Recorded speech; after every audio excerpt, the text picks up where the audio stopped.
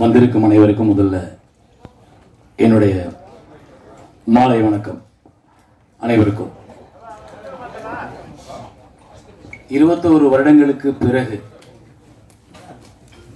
21 வருஷங்களுக்கு முன்னாடி எப்படி ஒரு கடினமான முயற்சியா இந்த திரைப்படத்தை எடுக்கிறதுக்கும், திரைப்படத்தை கொண்டு வர்றதுக்கும், திரைப்படத்தை மக்கள்கிட்ட கொண்டு போய் சேர்க்கறதுக்கும் எவ்வளவு பெரிய ஒரு கடினமான முயற்சி எடுத்தோமோ அந்த முயற்சியோட பலன் 21 வருஷம் கழிச்சு இன்னைக்கும் இந்த திரைப்படத்தை வெளியிடும் போது எல்லாராலையும் இந்த படம் எப்போ வருது, நாங்கள் பார்க்கணும், எங்களுக்கு ரொம்ப பிடிச்ச படம்னு சொல்ல வச்சு இன்னைக்கு தியேட்டர் கிடைச்சு மறுபடியும் ஒரு இயக்குனர், ஒரு கதாநாயகனா நடித்த ஒருத்தர், எந்த பின்புலமும் இல்லாமல் சென்னைக்கு வந்த ஒருத்தர், அவரோட படமே அவர் இருக்கும் பொழுதே 21 வருஷம் கழிச்சு வெளியே வருதுன்றது ஒரு பெரிய சந்தோஷமான நிகழ்ச்சி, சந்தோஷமான விஷயம்.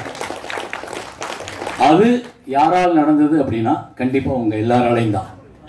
நான் ஒருவனே என்னோட முதுகில் தூக்கி சுமந்தரல, எனக்கு பின்னாடி என்னை பக்கபலமா இருந்து தூக்கி விட்டவங்க, எனக்கு இந்த படத்துல பெரிய சப்போர்ட் பண்ணவங்க, நடிகர்களா, டெக்னீஷியன்களா, முதலீடு செய்தவர்களா, நிறைய பேர்.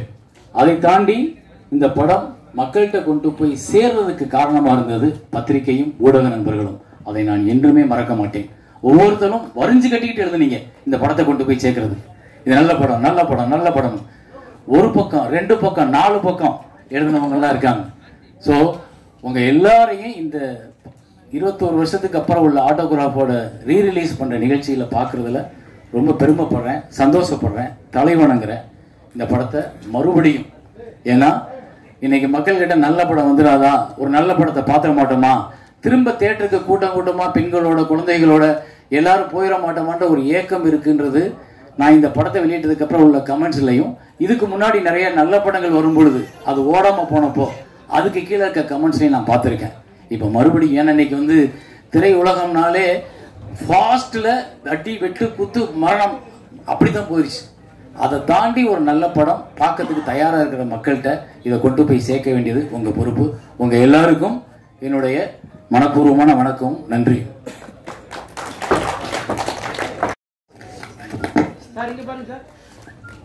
இவனும் நான் வந்து அப்புறம் ஒரே மாதிரி இருக்கும் போல இல்ல. தம்பி வந்து அப்ப ரொம்ப சின்ன பையன், திண்டுக்கல்ல கூட்டு போய் அவன் கொஞ்சம் கலரா இருந்தான், ஆனா அந்த வெயில்ல வறுத்து எடுத்தாலும் நல்ல கருப்பாயிட்டான். அப்ப இருந்து இவனுக்கு பேர் பிளாக் பாண்டி ஆகி போச்சு. ரொம்ப சந்தோஷம் நீ வந்தது. இத்தனை வருஷத்துக்கு அப்புறம் இந்த மேடையில திரும்ப உன்னைய ஒரு தம்பியா பாக்குறதுல நான் ரொம்ப சந்தோஷப்படுறேன். ரொம்ப மகிழ்ச்சினே. பல நாள் இந்த மாதிரி ஒரு நிகழ்வு நடக்குது அப்படின்றதுக்கு ரொம்ப ஆசையாக இருந்தேன். நீங்கள் ஒரு வாட்டி வாட்ஸ்அப்பில் மெசேஜ் அனுப்பும் போதும், அதாவது நான் 26 வருஷம் சினிமாவில் இருக்கேன்னு சொன்னாலும் யாரும் நம்ப மாட்டாங்கன்னே. அதில் ஒரு 5 வருஷம் கம்மியாக இருக்கும்போது இந்த படம் வந்து எனக்கு வந்து வாழ்க்கையில் முதல் ஹிட்டு. நான் சினிமாவுக்கு வந்து வாய்ப்புக்கு தேடி கூடி வாழ்ந்தால் கூடி நன்மை, நாகேஸ்வரி அந்த மாதிரி வரிசையாக நடித்து அது வரைக்கும் வெளியில் தெரியாது.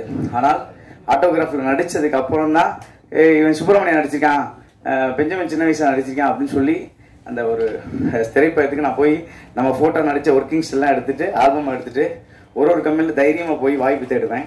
அந்த காலங்கள் நடந்த ஒவ்வொரு நினைவுகளும், ஏன்னா சரண் எவ்வளோ கஷ்டப்பட்டாருன்றது எங்களுக்கு தெரியும். ஏன்னா படம் ரிலீஸ் ஆகி படம் பார்த்து நல்லா இருக்குன்னு சொன்னவங்களோட அது எவ்வளோ இந்த மாதிரி ஒரு நம்பிக்கையை ஏற்படுத்தின ஒவ்வொரு நாளும் அந்த ஷூட்டிங்கில் ஒரு பெரிய போராட்டங்கள் இருக்கும்.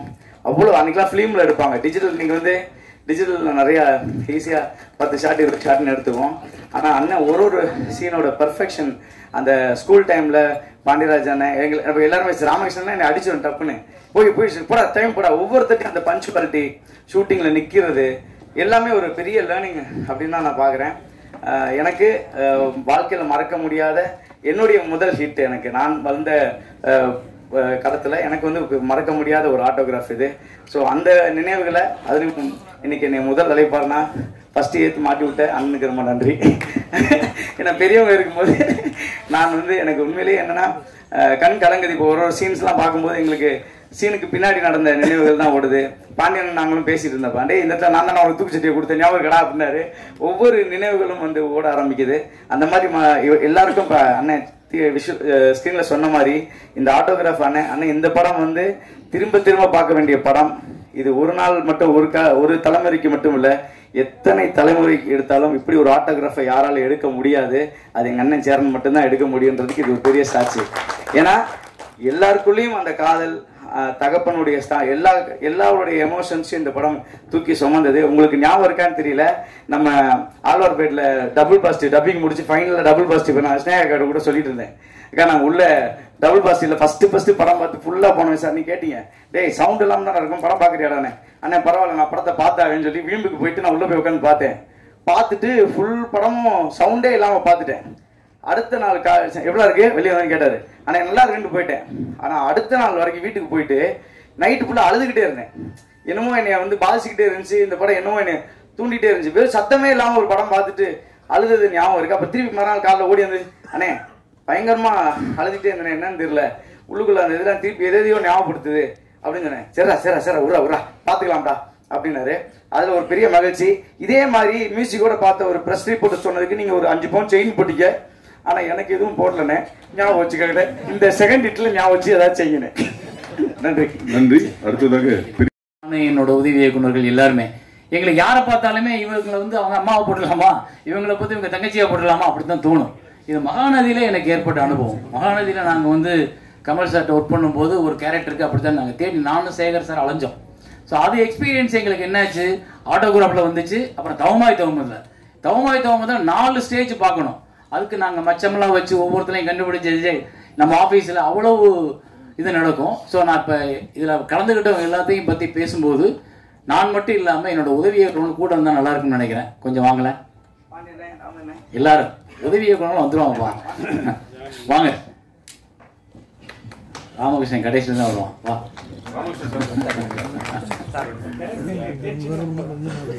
சும்மா அப்படியே கூட நில்லுங்க. தம்பி இங்கே வாங்க. தம்பி நீங்க 2 பேரும் நடுவில் வாங்க. வளர்ந்து வரும்போது இவர் நடிச்சிருப்பாரு. ஸோ இந்த 2 உருவ ஒற்றுமை வந்து எங்களை கண்டுபிடிக்கிறதுக்கு ரொம்ப தாச்சு. ஆனால் பெஞ்சமின் வந்து எங்களுக்கு முன்னாடி வெற்றி கொடிகளில் நடிச்சதுனால கொஞ்சம் ஈஸியாக கண்டுபிடிக்க முடிஞ்சிச்சு. ஸோ 2 பேருக்கு என்னோட மனப்பூர்வமான வாழ்த்துக்கள். பெஞ்சமின் வந்து ஆமா அதை செய்யக்கூடாது, ஏன் இந்தாங்க இது உங்களுக்கான கிஃப்ட். இப்போ பேர் வரமாட்டேங்க. சரி நீங்க பேசு.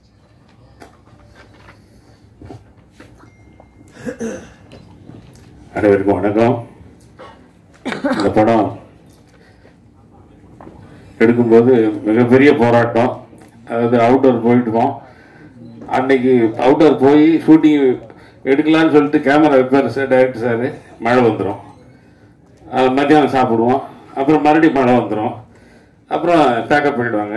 இப்படியே 1 நாள் 2 நாள் இல்லைங்க, கிட்டத்தட்ட ஒரு 100 பேருக்கு மேலே லாட்ஜில் தங்க வச்சு 3 நாள் சாப்பாடு போட்டு அவங்களுக்கு சம்பளத்தை கொடுத்து தினம் மழை விடாம நாளைக்கு எடுத்துடலாம் சொல்லி விடாம தொடர்ந்து டைரக்டர் வந்து போராடி கடனை வாங்கி எடுத்தாரு. நாங்க சார் போயிட்டு கூட வரலாம் சார் அப்படின்னு சொல்லி நாங்க சொன்னோம். இல்ல படத்தை முடிக்காம நான் போக மாட்டேன், அது என்ன ஆனாலும் சரி இந்த படத்தை முடிக்காம போக மாட்டேன்னு சொல்லி அப்படி எடுத்தாங்க. ஒரு முறை இந்த கிளைமாக்ஸ் இதுல ராகவேந்திரா கல்யாண மண்டபத்தில் எடுத்துட்டு இருந்தாங்க. அப்போ எடுத்துட்டு இருக்கும்போது நாங்கள் அலெக்சண்ணே எல்லாம் வெளியில் உட்காந்து பேசிட்டு இருந்தோம்.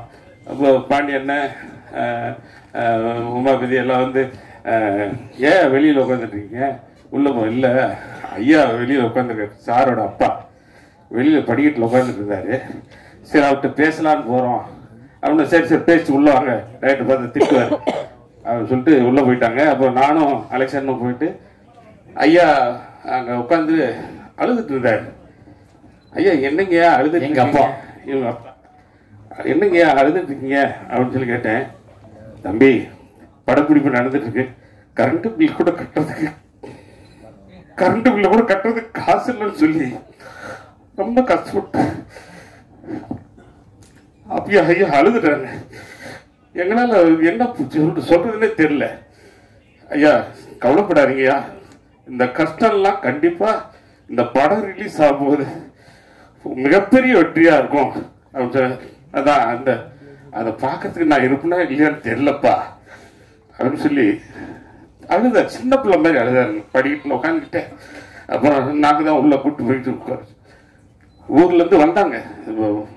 உடனே பணம் இல்லைன்னு சொன்னோன்னே அவர் காட்டுறாரு கையில் எல்லாம் 10 ரூபா 20 ரூபா நோட்டு.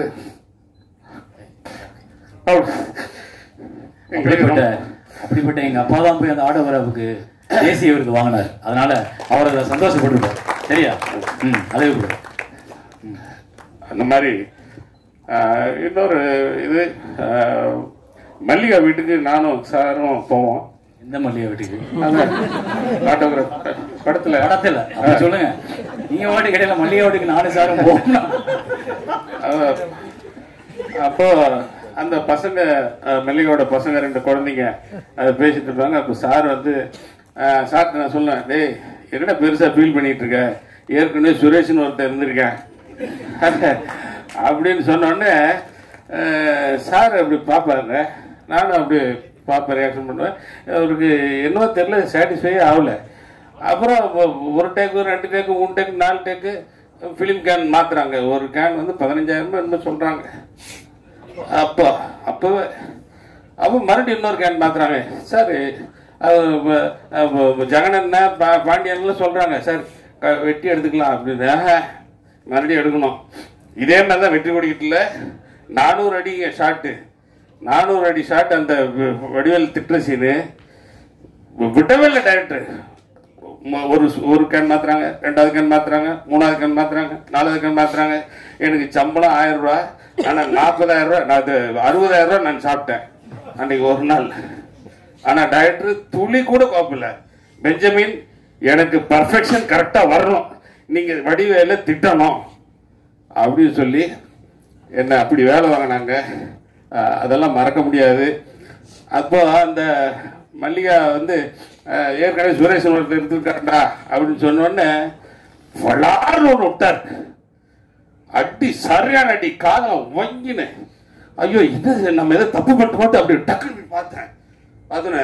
இதுதான் எனக்கு வேணும் அப்படின்னு சொல்லி இந்த எக்ஸ்பிரஷன் வாங்குறதுக்கு தான் அடிச்சவங்க வந்துச்சு. இதை வாங்குறதுக்கு தான் அடிச்சேன், சொல்லாம அடிச்சது அப்படி சொல்லி. சார் அதாவது அந்த பெத்தவங்க கற்றவருக்கு தான் தெரியும் கல்வி மர்மம், பெத்தவங்களுக்கு தான் தெரியும் பிள்ளையோட மர்மம், நட்டவருக்கு தான் தெரியும் பயிரோட மர்மம், வித்தை காட்டுறவங்க தான் தெரியும் வித்தையோட மர்மம் சொல்லுவாங்க. எங்க இயக்குனருக்கு தான் தெரியும் அந்த வழி. இந்த பேர்பட்ட ஒரு படம் இவ்வளவு பெரிய ஒரு நிமிஷம் இருப்பா ஆடியோ எடுத்தது உண்மையிலே எங்களுக்கெல்லாம் ரொம்ப பெருமையான விஷயம். அந்த படத்துல நாங்கெல்லாம் இருக்கிறது ரொம்ப பெருமையான விஷயம். இயக்குனருக்கு எங்க மனப்பூர்வமா நன்றி. ரொம்ப மகிழ்ச்சியா இருக்கு. அதுவும் 21 வருஷத்துக்கு அப்புறம் ரீரிலீஸ் ஆகுது. நிறைய பேசிட்டாங்க இந்த படத்தை பத்தி, எக்ஸ்பீரியன்ஸ் பத்தி. இது கண்டிப்பா ஹிட் ஆகும். ஏன்னா இந்த ட்ரெய்லர் பார்க்கும் போதே புதுசா இருந்தது. அதுவும் சொல்லியிருந்தாரு, எங்களை வந்து அந்த அந்த இடத்துக்கு கொண்டு போயிருந்தாரு. ஒருத்தவங்களும் கனெக்ட் பண்ணக்கூடிய ஒரு படம். எங்க அப்பா வந்து ரீரிலீஸ் ஆகுதுன்னு சொன்ன உடனே, அப்படியாம்மா என்னை கூட்டு போய் படம் காமிக்கிறியா, நான் போய் பார்க்கணும்னு ஆசைப்படுறேன். அந்த மாதிரி எல்லாருக்கும் கனெக்ட் பண்ண வரக்கூடிய ஒரு படம். கண்டிப்பா சேரன் சார் நெக்ஸ்ட் பேசுவாரு. பேசும்போது நான் கேட்குற ஒரே ஒரு கேள்விக்கு மட்டும் பதில் சொல்லுங்க. இது என்ன உங்களுக்கு பாதிச்சது, எத்தனை லவ் உங்களுக்கு இருந்ததுன்னு மட்டும் எனக்கு தெரிஞ்சுக்கணும்னு நான் ஆசைப்படுறேன். அதுக்கு லிஸ்ட் வந்து நிறைய இருக்குன்னு நினைக்கிறேன். அதே மாதிரி நிறைய விஷயம் இந்த படம் எனக்கு சொல்லி கொடுத்தது. இந்த படம் பண்ணும்போது நிறைய மன அழுத்தம், மன உடைச்சல் எனக்கு பர்சனலா இருந்தது. அது கண்டுபிடிச்ச ஒரே பர்சன் பார்த்தீங்கன்னா சரி. ஆட்டோகிராஃப் சாங்ஸ் ஷூட் பண்ணிட்டு இருக்கோம். ஷூட் பண்ணிட்டு இருக்கும்போது ரொம்ப ரொம்ப மன கஷ்டத்துல இருந்தேன். யாருக்குமே தெரியாது, நான் வெளியே ரொம்ப சிரிச்சிட்டு இருப்பேன், யாருக்குமே தெரியாது. நான் வந்து லைட் பண்ணிட்டு இருக்காங்க இந்த ஒவ்வொரு புக்லையும். அப்போ கார்னர்ல உட்காந்துருந்தேன். அப்போ அவருக்கு என்ன தோணுச்சுன்னு தெரியல, பக்கத்தில் வந்து உட்காந்தாரு. என்ன பிரச்சனை உனக்கு அப்படின்னு கேட்டாரு. இல்லைப்பா ஒன்றும் இல்லைப்பா. இல்லை ஏதோ ஒரு பிரச்சனையில் இருக்குன்னு எனக்கு தெரியும், எல்லாம் சரியாகும் ஓகே அப்படின்னு சொல்லி அன்னைக்கு ஃப்ரெண்ட்ஷிப் ஆனது தான் இந்த ஃப்ரெண்ட்ஷிப் வந்து 21 வருஷமா அவ்வளோ பெஸ்ட் ஃப்ரெண்டுன்னு சொல்ல முடியும். இந்த இண்டஸ்ட்ரியில் நான் வந்து மார்த்துட்டு சொல்லிக்க முடியும். என்னோட dear best well-wisher and best friend யாருன்னு கேட்டால் நான் சேதுன்னு சொல்ல முடியும். எல்லாரும் கேட்பாங்க, ஒரு ஆணும் பெண்ணும் வந்து ஃப்ரெண்ட்ஸாக இருக்க முடியுமா அப்படின்னு அப்போவே கேட்டாங்க என்கிட்ட. இந்த படம் பார்த்துட்டு ஒருத்தருக்கும் மீட் பண்ணும் போதெல்லாம் இருக்க முடியுமா அப்படின்னு கேட்டாங்க. நாங்கள் ப்ரூவ் பண்ணிட்டு இருக்கோம். என்னோட டியர் ஃப்ரெண்ட் சரிப்பா, நீங்கள் கண்டிப்பாக இந்த படம் உங்களுக்காக வெற்றி அடைன்னு ஆசைப்படுறேன். ஏன்னா இந்த படத்துக்காக அவ்வளோ உழைச்சிருக்காரு, எல்லாருமே சொல்லியிருக்காங்க, அவ்வளோ கஷ்டப்பட்டிருக்காரு. ரிலீஸ் ஆகணுக்காக எனக்கு தெரியும் அவர் எவ்வளோ கஷ்டப்பட்டிருக்காருன்னு. அதை ரிலீஸ் பண்ணதுக்கப்புறம் அவருக்கு வந்து அந்த சந்தோஷம், அந்த வெற்றி அடைஞ்சதுக்கப்புறம் எங்கள் எல்லாருக்கும் வந்து அந்த வெற்றி அவருக்கு கிடைச்சது தான் எங்களுக்கு சந்தோஷம் இருந்தது. ஏன்னா அவ்வளோ கஷ்டப்பட்டவர் அந்த படத்துக்காக. ஒவ்வொரு ஃப்ரேமும் ஒவ்வொரு விஷயமும் ஒரு கதாபாத்திரமும் நம்ம வந்து கனெக்ட் பண்ணக்கூடிய ஒரு விஷயமா இருந்தது. எனக்கு பிடிச்சமான ஒரு படம், நான் நடிச்சதுலேயே எந்த படம் எனக்கு ரொம்ப பிடிக்கும்னு கேட்டிங்கன்னா ஆட்டோகிராஃப் சொல்வேன். கண்டிப்பாக ஒவ்வொரு பூக்குலையுமே சாங் நான் கண்டிப்பாக காமிக்கணும்னு ஆசைப்படுவேன். ஒரு சாங்கில் எனக்கு எவ்வளோ எக்ஸ்பிரஷன் சொல்லி கொடுத்துருக்காருன்னா அது அந்த எக்ஸ்பீரியன்ஸ் எனக்கு போதும். ஒரு இதில் வந்து அந்த மாதிரி வரும். அதில் வந்து அவர் ஏதோ யோசனையில் போறீங்க, யோசனையிலேருந்து நீங்கள் வெளியே வந்து அதுக்கப்புறம் நீங்கள் பாட ஆரம்பிக்கிறீங்க. இந்த விஷயம் வரையும் எனக்கு சொல்லி கொடுத்தவர். And I will always owe this to you செல்பா. I really loved working with you. In fact இந்த செகண்ட் பார்ட் பண்ணணும்னு நினைக்கும் போதோ இல்லை பிரிவும் சந்திப்பும் பண்ணணும்னு நினைக்கும் போதோ நம்ம ஃப்ரெண்ட்ஸ் தான் எப்படி ஹஸ்பண்ட் ஒய்ஃபும் நடிக்கிறது அப்படின்னு கேட்டார். அவருக்கு அந்த ஒரு டவுட் இருந்தது. பட் அதை மீறி ஒரு நல்ல படங்கள் நாங்கள் பண்ண முடிஞ்சது. அண்ட் கண்டிப்பாக இந்த ரீரிலீஸ் ஒரு பெரிய வெற்றி அடையும். எனக்கு எல்லாருமே வந்து இப்போ நிறைய லவ் வந்துருச்சு. ஜென்சி லவ் வந்து வித்தியாசமாக லவ் பண்ணுறாங்க. ஆனால் லவ்னா இதுதான் அப்படின்றது காமிச்சிருக்காரு. கண்டிப்பாக இது எல்லாருக்கும் பிடிக்கும் நம்பர் திருப்பியும். தேங்க்யூ. வாங்கி தான் பேசணுமா? சரி கொடுங்க. இது வாங்கணும்னு நினைச்சு காசு மிச்சம் கொடுங்க. ஊடக நண்பர்கள் அனைவரும் வணக்கம். இந்த படத்தில் பணியாற்றிய என்னுடைய இயக்குனர், இது முதல்ல உன்னைய பற்றி நான் சொல்லிக்கிறேன். இல்லை நான் பேசுகிறேன். இல்லை நான் பேசிக்கிறேன். இது பிரதா தம்பி. இவர் வந்து நடிகரானதே ஒரு பெரிய கதை. இவர் ஒரு நல்ல கேமராமேன். அவர் வேலையை கெடுத்தது நான் தான். இல்லாட்டி இன்னைக்கு ஒரு ஆஸ்கர் அவளுக்கான படங்கள் எல்லாம் ஒரு ஒளிப்பதிவு பண்ணியிருப்பாரு. அது நீ நல்லதுன்னு ஃபீல் பண்றியா கெட்டதுன்னு ஃபீல் பண்றியா? ஏதோ ஒன்று நடந்துருச்சா. எங்கள் ஊருக்கு பக்கத்து ஊர், ஒரே ஊருக்காரங்க. ஆனால் இவர் சினிமாவில் வந்து பாரதிதாசார் யூனிட்டில் உள்ளே இருந்தார். நான் பாரதிதாசார் யூனிட்டோட வெளியிலேருந்து பார்க்குறாள். அங்கே வெளியிலேருந்து படம் பார்க்கும்போது எனக்கு திடீர்னு ஒரு கேரக்டர் மட்டும் இடையில வந்து ஒரு டைலாக் பேசிட்டு போகும். ஆனால் இந்த குரல் வித்தியாசமாக இருக்கேன் அப்படின்னு பார்ப்பேன். வேதம் பொழுதுலாம் அப்படின்னு சொல்லி ஒரு டைலாக், அந்த டைலாக்லாம் நான் நடிச்சு காமிப்பேன். இந்த டைலாக் அருமையாக ஒருத்தர் பேசியிருந்தார் அப்படின்னு. ஆனால் நான் படம் பண்ணும்போது அவரை பற்றி விசாரிக்கும் போது அப்போ தான் சொல்கிறாங்க, அவர் இளவரசுப்பா, நம்ம மலைச்சாமி ஐயாரில் அவர் பையன் எம்எல்ஏ, அவங்க அப்பா எம்எல்ஏ சாணிப்பட்டி. ஆட இவர் நம்ம ஊருக்காரர் அப்படின்னா அப்படின்னு அவரை பிடிச்சி இவரை கொண்டு வந்து பொற்கால படத்தில் ஃபர்ஸ்ட் ஒரு பெரிய கேரக்டர். இல்லைன்னா பெரிய கேரக்டர். ஆமாம் பெரிய கேரக்டர். சொல்ல மாட்டேன், என்ன திறக்கவே இல்லையே. அப்போ இருந்து இப்போ வரைக்கும் என்னோட எல்லா படங்கள்லையும் ஏதாவது ஒரு கேரக்டர்ல இளவரசன், விஜயகுமார் சார் இவங்கெல்லாம் இருந்தால் எனக்கு ரொம்ப ஹாப்பியாக ஃபீல் பண்ணுவேன். அப்படி ஒரு கேரக்டர்ஸ் வந்து இவங்களோட எனக்கு பந்தம். இவரோட என்ன பாரதி ஐயா, சச்சிதானந்த பாரதி, சச்சிதானந்த பாரதி, இவர் ஆட்டோகிராஃபில் வந்து ஒரு ஏஜ்டி கேரக்டர் பண்ணியிருப்போம். இவரோட ஏஜ்டி கேரக்டர் நான் போகும்போது குதிரை வண்டியிலேருந்து இறங்கி போகும்போது அவர் முதல்ல குசு போடுவார், அப்புறம் பெஞ்சமின் போடுவார். அந்த சீனுக்கு நடித்தது வந்து சித்தானந்த பாரதின்னு ஒருத்தர். அவர் கம்யூனிஸ்டுக்காரு, இங்கே தும்பப்பட்டிக்காரு. அவர் ஒரு இடத்துல பார்த்தேன், ஆனால் இவர் இளவரசன மாதிரியே இருக்காருன்னு சொல்லிட்டு இது அவரோட தோற்றத்தை இவருக்கு கிளாஸ் ரூம்ல காப்பி பண்ணி அந்த மீசை எல்லாம் கொஞ்சம் லெங்க் மீசை வச்சு அவரை நடிக்க வச்சுட்டு அந்த ஏஜ்டி கேரக்டர்ல ஒரிஜினலாகவே அவரை கூட நடிக்க வச்சுட்டு அவருக்கு இவரோட குரலை பதிவு பண்ணோம். அந்த ஏஜ்டு அவர் பேசியிருப்பார். ஸோ அந்த படத்துக்காக மெனக்கட்டதுல எல்லாரோட பங்கும் நிறைய இருக்கும். ஒவ்வொருத்தரும் எங்கேயோ ஒரு இடத்துல தன்னோட ஒவ்வொரு இன்புட் கொடுத்துருப்பான். ஸோ டப்பிங் பண்ண விஷயங்களே ரொம்ப பெரிய கதை. இன்னைக்கு வந்து டப்பிங்க்கு நிறைய ஃபெசிலிட்டிஸ் வந்துருச்சு. ஒருத்தர் குரலுக்கு ஒரு சாம்பிள் கொடுத்தோம்னா ஏஐ முழுசா பண்ணிடும். அன்னைக்கு நாங்கெல்லாம் கோபிகாவை வந்து விடிய காலில் 4 மணிக்கு கூட்டு போய் டப்பிங் பண்ணியிருக்கேன். அந்த துயரம் தெரியணுன்றதுக்காக 4 மணிக்கு அந்த பொண்ணுக்கு ஃபோன் பண்ணி பல்லு விளக்காத, வாயில் தண்ணி குடிக்காத, அப்படியே கீழே வா, கார் ரெடியா இருக்குன்னு சொல்லி அந்த பொண்ணை கீழே கார்ல ஏற்றிட்டு போய் ட்ரினிட்டி எங்கள் ஸ்டுடியோவில் கொண்டு போய் செந்தில் நல்லா இருக்கியா அப்படின்னு கேட்கறதுக்கு கரகரப்பு வேணும், பிசுறு வேணும் அப்படின்னு. ஸோ அந்த மாதிரி இவரும் அந்த ஐயாவோட மூத்த ஏஜ்டு கேரக்டருக்கு பதிவு பண்ணும்போது அண்ணனோட ஒர்க்கு வந்து ரொம்ப அவ்வளோ அழகாக துல்லியமாக இருக்கும். அவர் மாதிரியே அந்த ஏஜ் முகத்துக்கு அதுக்கும் கொஞ்சம் கூட பிசுறு இருக்காது. நீங்கள் வணக்கம், எல்லாருக்கும் வணக்கம். பெரிய நீண்ட அறிமுகத்துக்கு பிறகு முரளியண்ணா, பரத்வாஜ் சார், சபேஷ் முரளி அண்ணான்னு சொல்லி படம் நாக்கு தான் முதல் முறையாக முரளி அண்ணான்னு சொல்லுது. சாரி ஃபாரட்னா, சாரி ஃபாரட். உங்களோட பாசிட்டிவான ஒரு பிஹேவியர் வந்து சினிமாவில் எப்படின்னா இருக்கணுன்றதுக்கு நீங்கள் தேவாண்ணன், சபேஷ் அண்ணன், முரளி அண்ணன் எல்லாரும் எங்களுக்கு பெரிய ஒரு இன்ஸ்பிரேஷன். நம்ம அதுக்கான மேடைகள் கிடைக்கல. இன்னைக்கு இந்த ஆட்டோகிராஃப் மேடையில் உங்களை பற்றி பேசுகிறத ஒரு கௌரவமாகவும் உங்களுக்கு கொடுக்குற மரியாதையாகவும் நினைக்கிறேண்ணே. ரொம்ப நன்றிண்ணே, ரொம்ப நன்றிண்ணே. பரத்வாஜ் சார், விஜய் மில்டன் கேமராமேன், மணிராஜ், தம்பி அமீர், திருமதி ஸ்னேகா, எல்லாருக்கும் தம்பி ஜெயதீஷா, மோபதி, பாண்டிய ஐயா, பாண்டியராஜ் சார், ஐயா ராமகிருஷ்ணன் ஐயா, எல்லாருக்கும் என்னுடைய வணக்கம். ஜெகன் ஐயா அப்புறம் கடைசியாக சொல்லிக்கிறேன். அவர் பல படங்களில் ஃப்ளாஷ்பேக்கில் வருவார். 21 வருஷம் அப்படிங்கிறது ரொம்ப கம்மியாக தெரியுது. இயக்குனர் நடிகர் அண்ணன் மனோபாலா எப்பாவது ஃபோனில் பேசிக்கிட்டு இருக்கும்போது சினிமா பற்றி பேசணும்னா, அவனாடா அவன் மவுண்ட் ரோடா இருக்கும்போதே சினிமாவுக்கு வந்தவன்டா, எப்போ ஃப்ளாஷ்பேக் பேசினாலும் 30 வருஷத்துக்கு முன்னாடியே பேசுவான்டா, அவன்கிட்ட பழக்கம் வச்சுக்கிறாரு. இப்போ காலம் நம்மளை கூட அதை இங்கே விட்டுச்சுன்னா ஆரம்பிச்சா ஒரு 15 வருஷத்துக்கு பின்னாடி தான் பேச வேண்டியிருக்கு. அப்புறம் சொல்லுவார், ஏன்டா நம்ம ரொம்ப நாள் உயிரோடு இருக்குமோ அப்படின்னு. அதெல்லாம் இப்போ எனக்கு இந்த படத்தை 21 வருஷம்னு ஞாபகம் வந்தது.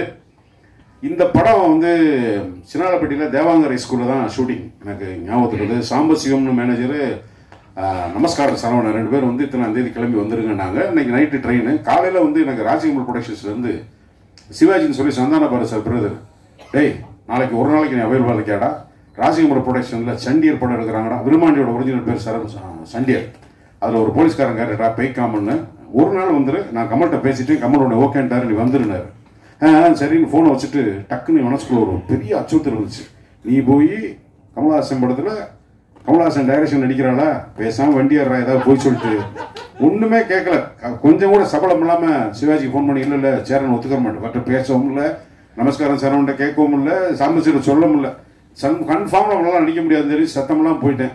முதல் நாள் போன அன்னைக்கு நான் வாத்தியார் கிளாஸில் அந்த பிள்ளையை அடிச்சுட்டு அது அதுக்கப்புறம் போய் அந்த பொண்ணு இப்படியே மலையில் நனையணும், தண்ணி நீட்டினா அது இருக்கணும். அங்கே சைக்கிளில் எங்கள் ஊரில் எல்லாம் நான் சில சேரணும், நான் மேலூர் வடக்கு மேலூர் தெற்கு, சைக்கிளில் இந்த உரப்படி சாக்கு இருக்கும், அதில் தான் பைக்கெடு செஞ்சு எல்லாரும் ஸ்கூலுக்கு வர்றது வழக்கம். தூக்கு சட்டின்னு தான் சொல்லுவோம், தூக்குவாளின்னு சொல்ல தெரியாது. டிஃபன் கேரியர்லாம் சென்னைக்கு நாங்கள் சினிமாவில் சேர்ந்ததுக்கப்புறம் கற்றுக்கிட்ட வார்த்தை தூக்குவாளி, தூக்கு போனி, தூக்கு சட்டி எல்லாத்தையும் வரிசையாக நுப்பாட்டி எடுத்துக்கிட்டு இருக்காப்புல. அந்த கையில் அடிக்கிற மாதிரி மழை தண்ணி எடுத்து. சின்னாலப்பட்டி ஊரில் எப்போவுமே தண்ணி பஞ்சம் தலைவரிச்சாடுற ஊர். சாம்பசிவம் யாரையோ பிச்சை எடுத்து ஒரு லாரி டேங்கர் கொண்டாந்து ஒரு டிராக்டர் ஒன்றா கொடுத்தா ஒரு ஒன் மோர்னா ஒரு வேறு டேங்கரை தீர்ந்து போச்சு. என்னடா இது எடுத்துக்கிட்டே இருக்கு, அப்படியே திருப்பி இன்னொரு டேங்க் வருது. அப்போ உட்காந்து சைக்கிள் நிற்கும் போது எனக்கு கம்ப்ளீட்டாக எங்கள் ஊரில் நாங்கள் படித்த அந்த ஸ்கூலில் படித்ததெல்லாம் ஞாபகத்துக்கு வந்துட்டு இருக்கு. அன்னைக்கு நாங்கள் எங்கள் ஸ்கூலில் படிக்கிறப்போ ஒரு 7 பொம்பளை பிள்ளைகளும் ஒரு 13 பசங்க. இப்போ என் மக கல்யாணத்துக்காக பத்திரிக்கை கொடுக்குறதுக்காக அவங்க எல்லாத்தையும் தேடி பிடிச்சி ஒரு ஆட்டோகிராஃப் ஃபீல்டில் போகிறேன். நான் ஞாபகம் வருதுன்னு போனால் 7 பேரில் 6 பேர் இருக்காங்க, ஒரு ஆள் எங்கே இருக்குன்னு கண்டுபிடிக்க முடியல. அது என் நண்பர் ஒருத்தர் சொல்லி, இந்த மாதிரிடா பத்திரிக்கை கொடுக்கணும், அந்த பொண்ணுங்கள்லாம் எங்கே இருக்கு. அப்படியா நண்பா, சரிங்க ஐயா, நான் எப்படி கண்டுபிடிச்சிடுறேன் ஐயா அப்படின்ட்டு எல்லா நம்பரையும் வாங்கிட்டு என்ன கொடுக்காம அவங்க எல்லாம் வெளியில் போயிட்டாங்கன்னு என்னை தவிர்க்கிறாங்க. இப்போ என்னடா இதுக்கு நடுவில் அந்த என் கூட கிளாஸ்மேட்டோட தம்பி சார் நீங்கள் எங்கள் அக்காவோட கிளாஸ்மேட்டானா, நீ எந்த அக்கா, இந்த அக்கா உங்களை தான் தேடி நேராக வீட்டுக்கு போயிட்டேன். போனால் இன்னைக்கு எந்த அளவுக்கு இன்றைய தலைமுறை மாறி இருக்கு, அந்த தலைமுறை பெண்கள் எப்படி இருக்காங்கன்னு நான் போய் நின்னா டிக்கெட்டுன்னு என்னை பார்த்து ஆட்டம். என் கூட படிச்சு ஒன்றும் க்ரஷ் லவ் அதை ஒரு கழுதையும் கிடையாது. போய் போட்டு கொடுத்துருவாரு ஆஃபீஸர், வாத்தியார்கிட்ட வீட்டுக்கு போயிடும். அதனால அந்த சோழலாம் கிடையாது. டிக்கெட்டுன்னு கையெல்லாம் ஆடுது. என்னம்மா நல்லா இருக்கீங்களா, வாடா போடான்னு பேசிக்கிட்டு நல்லா பேசணும்னு அது ஒரு கதை. ஏற்கனவே இந்த படத்தை பேசும்போது ஸ்னேகா அவங்க கேரக்டர்கிட்ட இவர் 4வது படிக்கும்போது இவ்வளோ லவ் பண்ணேன் எல்லாம் சொல்லும்போது, ஏன் ஸ்னேகா கேரக்டர் நான் 5வது படிக்கும்போது எனக்கு கிரஷன் ஆரம்பிக்க கூடாதுன்னு ஒரு கதை பேசலாம். அது என்ன அப்படியே இருக்கு பெண்கள் பாயிண்ட் ஆஃப் வியூல. அதுக்காக ஏன் ஃபிளாஷ்பேக்கை சொல்றேன். அதில் ஒருத்தனை போய் சந்திக்கும் போது அவன் எப்படின்னா, யானை எவ்வாறு இனப்பெருக்கம் செய்கிறது வாத்தியார் கேட்கிறார். நாங்களாம் 6வது படிக்கும்போது, யானை மரத்தில் ஏறி முட்டையிட்டு அடைகாத்து குஞ்சு பொரிக்கும். ஐயா, யானை எவ்வாறு இனப்பெருக்கம் செய்யும்? யானை மரத்தில் ஏறி முட்டையிட்டு அடைகாத்து குஞ்சு பொரிக்கும். இப்ப அவன் பெரிய சோசியல். இப்படி இந்த படத்தை உட்காந்து ஷூட்டிங்ல வேடிக்கை பார்க்கும்போது எனக்கு ஓடுனதும், இப்போ நான் போய் பார்த்துட்டு திருப்பி பார்த்தா இந்த படம் ரிலீஸ்னாங்க. இந்த படத்தை எடுத்து ரிலீஸ்க்கு ரெடி ஆயிடுச்சு. படம் ஃபர்ஸ்ட் காப்பி ரெடி, வியாபாரம் ஆகலை, சேரன் ஹீரோ, படத்துக்கு ஓப்பன் வருமானு செண்பகமூர்த்தி, ரெட்ஜின் செண்பகமூர்த்தி, மவுண்ட் ரோட்ல உம்மடியாஸ் பங்காட்டு பக்கத்தில் கமால் ஃபைனான்சியர், அவர் தான் இந்த படத்துக்கு 17 லட்சம் ரூபா டெபிசிட்ல இருக்கு. இந்த படம் ரிலீஸ் ஆகுமா ஆகாதா தெரியல. அப்புறம் ஏதோ ஒரு முடிவெடுத்து படத்தை சும்மா போட்டிருந்தா என்ன வரப்போகுது, இந்த 17 லட்சம் தானே ரிஸ்க் அப்படின்னா ரிலீஸ் பண்றாங்க. இந்த படம் ரிலீஸ் ஆகிற அன்னைக்கு நான் பொள்ளாச்சியில் விஸ்வத்துளசி மம்முட்டி சார் நந்திதா தாஸ் நடிச்ச படம் ஷூட்டிங்கில் இருக்கேன். காலையில் நான் கிளம்பி போகிறேன். பொள்ளாச்சியில் சாந்தி தேட்டர் நினைக்கிறேன். காலையில் போகும்போது நமக்கு ஒரு ஆர்வம் இருக்குல்ல, படத்துக்கு ஓப்பனிங் இருக்குமான்னு நினைக்கிறேன். காலையில் நான் ஷூட்டிங் போகும்போது ஒரு ஆர்வத்தில் பார்க்குறேன். ஒரு 25 பேர் தான் நிற்கிறாங்க. எனக்கு பெரிய ஏமாற்றம். ஏன்னா இதுங்களுடைய பின்புலம் என்னன்னா, இவங்களோட சொத்துல ஏன் சொத்தை வித்தாலும் வாங்கியிருக்கிற கடனை கட்ட முடியாது. இது எப்படிடா தேரும். சரி போயிட்டு எனக்கு திருப்பி அன்னைக்கு 2 மணிக்கெல்லாம் 3 மணிக்கெல்லாம் முடிஞ்சிருச்சு. சரி சாயங்காலம் வந்துட்டு தேட்டர் முன்னாடி உட்காந்து இன்னைக்கு பார்க்கலான்னா 5:30 மணிக்கு திடுதுக்குள்ள ஒரு கூட்டம் முடியுச்சு. ஆச்சரியமா இருக்கு, இந்த படத்துக்கு தானா, இது ஒரு தேட்டர் தானே இருக்குன்னு. செகண்ட் ஷோக்கு அடிதடி சண்டை. ஒரு படம் ஒரு ஷோல எப்படி எல்லாருக்கும் தெரிஞ்சது, அது எப்படி எல்லாரும் போய் லெட்டர் போட்டது மாதிரி வந்தாங்கன்னா அவ்வளவு பெரிய கனெக்ட் இருந்திருக்கு. ஒரு விஷயத்த நம்மளுடைய பழைய நினைவுகளை பின்னோக்கி பார்க்கறதுல அதில் இருக்கிற ஒரு சுகத்தை இந்த படத்தில் அனுபவிச்சதுனால தான் அது அத்தனையுமா இருந்தது. இதில் ஒரு டெக்னீஷியனா எனக்கு வந்து ரொம்ப சேலஞ்சிங்காக படமாக்குறது வந்து கோபிகாவோட எபிசோடு. ஆலப்புழாவில் வந்து குட்டநாடுன்னு தான் அந்த ஏரியா பேர் சொல்லுவாங்க. அது போக்குவரத்தே வந்து தண்ணியில தான் இருக்கும். ரோடு நீர்வழி போக்குவரத்து, நிலவழி சாலையே கிடையாது. அது போட்டெல்லாம் பிரேக் அடிச்சாலும் நிற்காது. ஆனால் அது முன்னாடி வந்து நின்று அந்த பசங்க ஏறி திருப்பி உள்ளே போய் அந்த எபிசோட் படமாக்குறது விஜய் மில்டனை தான் அந்த போர்ஷனோட கேமராமேனை ஒர்க் பண்ணியிருந்தாரு. எக்ஸ்ட்ராடியாக ஒரு இந்த ஃபுல் டீமும் வந்து என்ன பாடுபட்டுப்பாங்கன்னு அது படத்தில் வந்து நீங்கள் அந்த குட்டநாடுக்குள்ளார தேட்டரில் இருக்க மாட்டீங்க, போட்டில் உட்காந்துருப்பீங்க. அந்த வாழ்க்கையை நீங்கள் ரசிக்கலாம். இன்னைக்கு இருக்கிற இந்த ஜென்சி தலைமுறை இதை எப்படி பார்க்குதுங்கிறத தெரிஞ்சுக்கிறதுக்கு நானும் ஆர்வமாக இருக்கேன். ஏன்னா இப்போ 2000 பிறந்தவருக்கு 25 வயசு. இந்த 25 வயசுல அவருக்கு இந்த மாதிரியான ஒரு இன்டீடைல்டு ஃபிளாஷ்பேக் எமோஷன் இருக்குமா அப்படிங்கிறத தெரிஞ்சுக்கிறதுக்கு இந்த படம் ஒரு உதாரணமாக அமையும் நினைக்கிறேன். இந்த படத்தில் வேற யாராவது பேர் சொல்லாமல் எங்க கூட வேலை செஞ்சவங்க பெஞ்சமின், ரொம்ப நன்றி, வாழ்த்துக்கள் பெஞ்சமின். எங்க பிளாக் பாண்டி ஆளக்கணும் தம்பி, எல்லாத்துக்கும் நன்றி. நிறைய பேர் உயிரோடு எல்லாம் நம்ம உயிரோடு இருக்கிறதே பெரிய சாதனை தெரியுது. பல பேர் பாதி பேர் வண்டியை டிக்கெட் வாங்கி கிளம்பிட்டாங்க. ஸோ எல்லாருக்கும் என்னுடைய மனமார்ந்த நன்றி. ரொம்ப நன்றி தம்பி, தேங்க்யூ. நிகழ் முருகன் சார் ரொம்ப நன்றி சார். சேரனோட உதவியாளர்கள் வந்து எல்லாருமே டைரக்டர் ஆயிட்டாங்க. எல்லாருமே வந்து அவங்களும் தனித்துவம் இருக்கு. தம்பி ஜெகனை வந்து இந்த கசங்கின துணி இருக்குன்னு தெரியுங்களா, துணை துவைச்சதுக்கு அப்புறம் கசங்குற துணி, அந்த மாதிரி தன்னை வருத்தி என்னைக்குமே உழைக்கிறதுல மாடா உழைக்கிறதுன்னு சொல்லுவாங்கல்ல, அது ஜெகனுக்கு இணை வந்து ஜெகன் தான். நான் வேலை செய்யும்போது ஒவ்வொரு நிமிஷமும் ஜெகன் மேல எனக்கு ஒரு பக்தியா இருக்கும் அந்த பையனுடைய உழைப்புல. அப்படின்னா இவங்கெல்லாம் உழைக்கிறேன்னு கேட்காதீங்க, பண்ணுவாங்க. ஆனா ஜெகனை வந்து எப்பவுமே வந்து என்னைக்கும் இந்த உழைப்புக்கு ஒரு முன்னுதாரணமா என்னுடைய வாழ்க்கையில நான் சந்திச்ச பல பேர்ல மிக முக்கியமானவன் ஜெகன். உன்னுடைய வேர்வைக்கு இந்த வெள்ளித்திரை மிகப்பெரிய பரிசை வழங்க வேண்டும் என்று கேட்டு உனக்கு என்னுடைய மனமார்ந்த வாழ்த்துக்களை தெரிவிச்சுடா தம்பி. நல்லா இருக்கு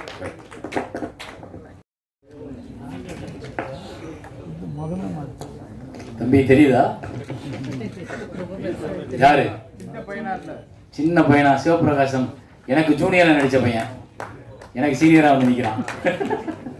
ரொம்ப சந்தோஷம் நீ வந்தது. இவரை நாங்கள் வந்து கண்டுபிடிச்சது ஒரு பெரிய கதை. சேலம் பக்கத்தில் ஒரு ஊர். இவருக்கு நம்ம வந்து எந்த சம்பந்தமும் கிடையாது. ரத்த சம்பந்தம், கடித சம்பந்தம் எதுவும் கிடையாது. ஒரு ஃபோட்டோவை என்னுடைய 10வது படிக்கும்போது நான் எடுத்த ஃபோட்டோவை எடுத்து தினத்தந்தி பேப்பரில் போட்டேன். அதுக்கு நிறைய பேர் அதுக்கு அப்ளை பண்ணியிருந்தாங்க என்னோட சிறுவயதை நடிக்கிறதுக்கு. அதில் இவர் முகம் அன்னைக்கு எனக்கு அவ்வளோ அழகாக மேட்ச் ஆச்சு. ஸோ அவரை கூப்பிட்டு நடிக்க வச்சேன். அவரும் சிறப்பாக, அவருக்கு சினிமா புதுசு, சினிமா கூட்டம் புதுசு, எல்லாருமே புதுசு. ஆனால் அந்த தம்பி வந்து நான் என்னெல்லாம் நான் எதிர்பார்க்குறேனோ அதுக்கு ஏற்ற மாதிரி திரும்ப திரும்ப கேட்டு நடித்து பார்த்து செஞ்சு இந்த பசங்க எல்லாருமே அவங்களுக்கு ட்ரைனிங் கொடுத்து, பாண்டியராஜெலாம் நிறைய பயமுறுத்திருக்கான் அவனை. நல்லா ட்ரைனிங் கொடுத்து அவனை நடிக்க வச்சு இன்னைக்கு அவர் சினிமாவுக்கு வந்து சம்மந்தம் இல்லை, குடும்பத்தோட குழந்தைகளோட சந்தோஷமா இருக்காரு. ஆனால் அந்த சின்ன வயசு கதாபாத்திரம் எல்லாரோடையும் பேசப்பட்டது. நிறைய பேர் கேட்டாங்க, சார் அது நீங்க தானா, இல்லை உங்க குரலா அது, இல்லை அவர் அப்படியே உங்களை மாதிரி இருக்காரு. அப்போ அவ்வளோ தூரம் அந்த கேரக்டர் உண்மையா ரொம்ப எனக்கு நெருக்கமாக இருந்ததுனால தான் எல்லாராலும் ஏற்றுக்கொள்ளப்பட்டது. அப்போ அதுக்கு அவர் நல்ல சினிமா அமைகிறதுக்கு இறைவன் எங்கேயோ ஒரு இடத்துல முடிச்சு எல்லாத்தையும் போட்டு வச்சிருவோம். அப்போ இந்த சினிமாவில் நிறைய பேருக்கு அந்த முடிச்சு கிடந்தது. ஈவன் கோமகன் கூட அவர் எங்கேயோ ஒரு இடத்துல ஒரு சாதாரண இசைக்கு குழு வச்சுக்கிட்டு ரொம்ப வாழ்க்கைக்கே சர்வைவலுக்கே கஷ்டப்படுற ஒருத்தர். அவர் இந்த படத்துல வந்தாரு. பார்த்தா அந்த குழு மொத்தமும் இந்த உலகத்தையே சுத்திருச்சு. அது அமையுது. அப்படி ஒரு ஒரு ஒரு லைஃப் ஒன்று ஒருத்தருக்கு கிடைக்கும். அது மாதிரி ஒன்று எனக்கு அந்த கேரக்டர் உயிரோட்டமா அமைகிறதுக்கு இவர் கிடைச்சார். அதனாலதான் எனக்கு இப்போ அவரை கண்டிப்பா கூப்பிடணும்னு தோணுச்சு. சேலத்திலிருந்து இதுக்காக வந்திருக்காரு. ரொம்ப மகிழ்ச்சி நீங்க வந்தது. நன்றி. அனைவருக்கும் வணக்கம். மேடையும் எனக்கு புதுசு தான். அன்னைக்கு நான் +1 படிச்சுட்டு இருந்தேன். அப்போ வந்து விளம்பரத்தில் வந்து இது மாதிரி சின்ன வயசு சேரன் நடிக்கிறதுக்காக வாய்ப்புக்காக ஒரு பேப்பர் விளம்பரம் பார்த்துட்டு தான் நான் ஃபோட்டோ அனுப்பிச்சிருந்தேன். சும்மா யதார்த்தமாக அனுப்பிச்சிருந்தேன். அப்போ நான் வந்து அறிவொளி இயக்கத்தில் நடிச்சிட்டு இருந்தேன் ஒரு தெருவில். ஃபோட்டோ பார்த்துட்டு என்னை வர சொல்லி ஃபோன் பண்ணிட்டாங்க. லெட்டரும் வந்துடுச்சு. ஆனால் எங்கள் வீட்டில் அனுப்பலை, பயந்துட்டாங்க எல்லாருமே. அப்போ சாரே ஃபோன் பண்ணி எங்கள் வீட்டுக்கு ஃபோன் பண்ணி பேசினாரு. அப்போவும் நம்பிக்கை இல்லாமல் ஒரு அசிஸ்டன்ட் இங்கேருந்து சேலத்துக்கு வந்து வெங்கட்டன் வீட்டுக்கே வந்து இது மாதிரி பயப்பட வேண்டாம், நீங்கள் தைரியமாக அனுப்பிச்சி விடுங்க, நாங்கள் பார்த்துக்குறோங்க அப்படின்னு சொல்லி தான் அனுப்பிச்சி விட்டாங்க. எனக்கு எல்லாமே புதுசாக இருந்தது. ஆனால் என் கூட இருந்து அப்பாவா எல்லாமும் இருந்து என்னை கூப்பிட்டு போயிட்டு பத்திரமா கூப்பிட்டு வந்து எங்கள் வீட்டுக்கு சேர்த்துனாரு. அப்போ அங்கே நான் எதுவுமே தெரியாமல் போனப்போ எல்லா இங்கேருந்து என் கூட ஒர்க் பண்ணவங்க எல்லாருமே எனக்கு சின்ன சின்ன விஷயத்த கற்றுக் கொடுத்து இந்த மாதிரி தம்பி பண்ணணும், இந்த மாதிரி பண்ணணும், அந்த மாதிரி பண்ணணும்னு சொல்லி அடிவாங்கி கூட நடிச்சிருக்குங்க. எனக்கு அழ தெரியாது. திடீர்னு அழகா எனக்கு அழ தெரியல. சார் வந்து திட்டியும் பார்த்துட்டாரு, இன்னைக்கு என்னடா பண்ணுவேன், என்ன பண்ணா நீ அழுவா அப்படின்னு சொல்லி கேட்டாரு. ஏன்னா நம்ம ஊர்ல எதுவும் அந்த மாதிரி பண்ணதெல்லாம் செஞ்சதில்லை. அப்ப சார் வந்து சரி உங்க அடிச்சாவது அழகு வருமானா, அப்ப கூட எனக்கு அழகு வரல. அந்த கிரீசன் நிறைய போட்டு பார்த்து கூட எனக்கு அழகு வராம எப்படியோ கஷ்டப்பட்டு அந்த சீன் நடிக்கிறது மட்டும் காலையில இருந்து மதிய வரைக்கும் நான் ரொம்ப கஷ்டப்பட்டேன். அந்த சீன் மட்டும் தான். அதனால என்ன பேசுறதுன்னு தெரியும். ரொம்ப நன்றி. எல்லாருமே அரை மணி நேரம் பேசிட்டாங்க. இப்போ இருக்கிறதே 10 நிமிஷத்தில் மீட்டிங்கை முடிக்கணும். நன்றி வணக்கம்னு சொல்லிடலாம். ஆனால் ரொம்ப முக்கியமான ஒரு மேடை, ஒரு 2 மணித்துளிகள் மட்டும் நான் எடுத்துக்கிறேன். இந்த மேடையில் வந்து நான் இங்கே நிற்கிறதுக்கு காரணம் முதல்ல நன்றி சொல்ல வேண்டியது இசையமைப்பாளர் பரத்வாஜ் அவர்கள். இங்கே இல்லைனாலும் அந்த நன்றி நான் சொல்ல வேண்டியது இருக்கிறது. காரணம் இயக்குனர் சேரன் சார் அவர்கள் வந்து நான் பார்க்குறதுக்கு பல மாதங்கள் வெளியில் அவருடைய அலுவலகத்துக்கு வெளியில் நிற்கும்போது எப்பயாவது பார்த்துட்டா போதும் சினிமாவுக்குள்ளே உள்ளே போயிடலாம் அப்படிங்கிற ஒரு எண்ணத்தோடு இருக்கும்போது நிறைய அசிஸ்டன்ட்டை நம்பி அவங்க அழைச்சிட்டு போவாங்க. அங்கே போய் அலுவலகத்துக்கு வெளியே நின்றுட்டுப்போம். நான் பார்த்துட்டேன் கூப்பிடுவார் அப்படின்லாம் சொன்னாங்க. அப்படி ஒரு பல வருஷத்தை நான் இழந்திருக்கேன் அதில். ஆனால் அது எல்லாமே ஏமாற்று வேலைங்கும்போது இவரை பார்த்ததுக்கு அப்புறம் தான் தெரிஞ்சிச்சு. அவரை காமிக்கிறேன் அப்படின்னு சொல்லிட்டு ஏதாவது கேட்பாங்க, எங்கேயாச்சும் அழைச்சிட்டு போக சொல்லுவாங்க பைக்கில், அப்படிலாம் நிறைய சுற்றிருக்கேன். அதெல்லாம் பெரும் கதை, அது வேண்டாம். எதுக்கு சொல்லணும்னா அப்போ பரத்வாஜ் சார்ட்ட தான் நான் போயிட்டு பாடல் டியூனுக்கு எழுதுறதுக்காண்டி எப்போதுமே காலைல கிளம்பி ஆஃபீஸ் ஒரு பாடி வேலைக்கு அவர் வீட்டுக்கு போயிடுவேன். எந்த படம் பண்ணாலும் என்ன டியூன் பண்ணாலும் எல்லாத்துலையும் எனக்கு டம்மி வார்த்தை எழுதிட்டு உட்காந்துட்டே இருப்பேன். எதுக்குமே சலிக்க மாட்டேன், எந்த வேலையும் கிடையாது. காலைல இதை எடுப்பேன், ஹெல்மெட்டு போடுவேன், இன் பண்ணுவேன், பைக்கில் போவேன், வீட்டில் உட்காருவேன். மத்தியானம் அவர் கொஞ்சம் தயிர் சாதம் கொடுப்பாரு, அவர் டியூன் பண்ண எழுதுறது தான் எனக்கு வேலை. அப்படி நாங்கள் வந்து அந்த தொடர்பு இருந்துச்சு. அப்படி இருக்கும் பொழுது ரஹ்மான் சாருடைய சசி ஸ்டுடியோன்னு ஒரு ஸ்டுடியோ, அப்போ உட்காந்து நாங்கள் டியூன் பண்ணிட்டு இருக்கும்போது தான் சேரன் சார் உள்ளே வர்றாரு. முதல் சந்திப்பு அவர்கிட்ட அறிமுகப்படுத்துறாரு. சார் இவர் வைரமுத்துட்டு இருந்தவர் சார், புதுசாக பாட்டு எழுத ட்ரை பண்ணிட்டு இருக்காரு சார், ஒரு பாட்டு கொடுக்க முடியுமா அப்படின்னாரு. அப்போ அவர் சொன்னார், இந்த படத்தில் கொடுக்க முடியாது, அதாவது பாண்டவர் பூமி, இந்த படத்தில் கொடுக்க முடியாது, ஒரு பெரிய கவிஞர் இருக்கு மொத்த பாட்டு எழுதுறாரு, இந்த படத்தில் எங்களுக்கு டம்மி எழுதுறதுக்கு நீங்கள் கூட இருங்க அப்படிங்கும்போது எனக்கு அதுவே சினிமாக்குள்ளே கிடைச்ச மிகப்பெரிய வாய்ப்பு. அந்த படம் முழுக்க அவர் கூட வேலை பார்க்க போகிறோங்கிற ஒரு எண்ணத்தில் உள்ள பயணப்பட்டது. காலப்போக்கில் பல்வேறு சூழல்கள், அதை சொன்னால் ஒரு 20-25 நிமிஷம் ஒரு அழகான ஒரு கதை சொல்லலாம், படம் பண்ணலாம். அதையெல்லாம் மீறி அந்த படத்தில் எல்லா பாட்டுமே எழுதுகிற ஒரு வாய்ப்பு எனக்கு அங்கே ஆரம்பிச்சது. இயக்குனர் சேரன் கூட அந்த தொடர்பு, அதோடைய தொடர்ச்சி தான் ஆட்டோகிராஃபில் வந்து இயக்குனருக்கு உதவி இயக்குனர்கள் பேசுனது மாதிரி நானும் ஒரு செயல்படாத உதவி இயக்குனராக உள்ளுக்குள்ளே இருந்தேன். ஏன்னு கேட்டிங்கன்னா கட்டுக்கட்டாக எழுதிட்டு உட்காந்துருப்பேன். மத்தியானம் அசிஸ்டன்ட் கூட சேர்ந்து சாப்பிடுவேன், அவங்க கூட வந்து வெளில போனால் அங்கேயே இருப்பேன். அப்படி எழுதி தான் வந்து இதில் வந்து ஒன்று வந்து பாவேஜி எழுதியிருப்பாரு, ஒன்று அண்ணன் எழுதியிருப்பாங்க. அதை மீறி எல்லாத்துலேயுமே அதில் இருப்போம். ஆனால் யார் பாட்டு எழுதினாலும் எங்கே போனாலும் திருத்தம்னா அவர் டேபிளுக்கு முன்னாடி நான் உட்காரணும், 2 பேரும் ஏதாவது பேசிக்கிட்டே இருப்போம். அப்படி பயணப்பட்ட இந்த படம் 21 வருடங்கள் கழித்து மறுபடியும் இங்கே கொண்டாந்து நிலை நிறுத்திருக்கு. இதே ஆர்வத்தோடு இதே படைப்பு உயிர்ப்போடு இருக்குன்னா அன்னைக்கு அவரவர் வாழ்க்கையில் அமைச்ச அந்த பாதை இன்னைக்கு ஏறத்தாழ ஒரு 3000 பாடல்களை கடக்கிற அந்த சூழலை ஏற்படுத்தி கொடுத்த ஒரு அற்புதமான ஒரு மேடை. அதுக்கு பக்கத்தில் உட்காந்துருக்காரு பாருங்க. இவர் என்னை 3 படத்தில் விட்டுட்டாரு. ஆனால் அவர் முதல் படத்துலேருந்து இந்த நிமிஷம் வரைக்கும் என்னை கைப்பிடிச்சு அழைச்சிட்டு போகிற அமீர் சாரோடைய எல்லா படத்துலையும் எல்லா படைப்புகளையும் நான் இருந்துட்டு இருக்கும்போது பார்த்தீங்கன்னா ஒரு காலகட்டத்துக்கு அப்புறம் என் ஊர் தஞ்சாவூருங்கிறத மறந்துட்டு மதுரைக்காரன் ஆக்கிட்டாங்க. ஏன்னா இவங்க 2 பேர்த்து கூட சேர்ந்த இவங்க 2 பேரும் என்னுடைய சினிமாவில் மிகப்பெரிய பலம். நான் இல்லைன்னா உண்மையிலே எப்பயும் நான் தொலைஞ்சு போயிருந்திருக்கலாம். எங்கள் ஊர் டேட்ட இயக்குநர்கள் கூட நான் எழுதினது இல்லை. ஆனால் இவங்க 2 பேரும் என்னவோ தெரியல, 2 பக்கம் கைப்பிடிச்சு தூக்கிட்டு போய் இன்னைக்கு நான் பேசப்படுற பாடல்கள்னு ஒரு 10 பாட்டு எழுதிங்கன்னா அத்தனை பாட்டு அவங்க 2 பேர்த்து படத்தில் எழுதினதாக தான் இருக்கும். அப்பேற்பட்ட களத்தை அமைத்து கொடுத்துட்டு இன்னைக்கு வந்து இந்த களத்தை கொடுத்துருக்காங்க.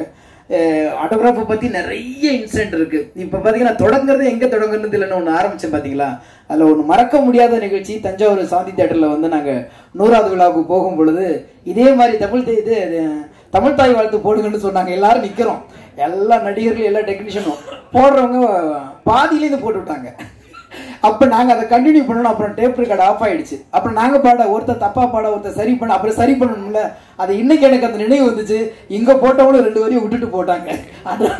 எனக்கு அப்படியே ரீகால் ஓடி தஞ்சாவூர் சாந்தி தேட்டரில் 100வது நாளில் நாங்கள் இருந்தது. பஸ்ஸில் ஒவ்வொரு ஊருக்கும் போய் கொண்டாடுற அந்த விதம் இருக்கு இல்லையா, சினிமாவை கொண்டாடிய காலம் எப்படி கொண்டாடுது. ரசிகர்களோட நடித்த இயக்குநர்களும் டெக்னீஷியனை உட்காந்து கொண்டாடி ஒரு படம் வந்து உயிரோடு இன்னைக்கு வந்திருக்குன்னா அதுக்குள்ள பதிவு பண்ண அத்தனை வார்த்தைகளும் அவ்வளவு இயல்பான ஒரு காதல்.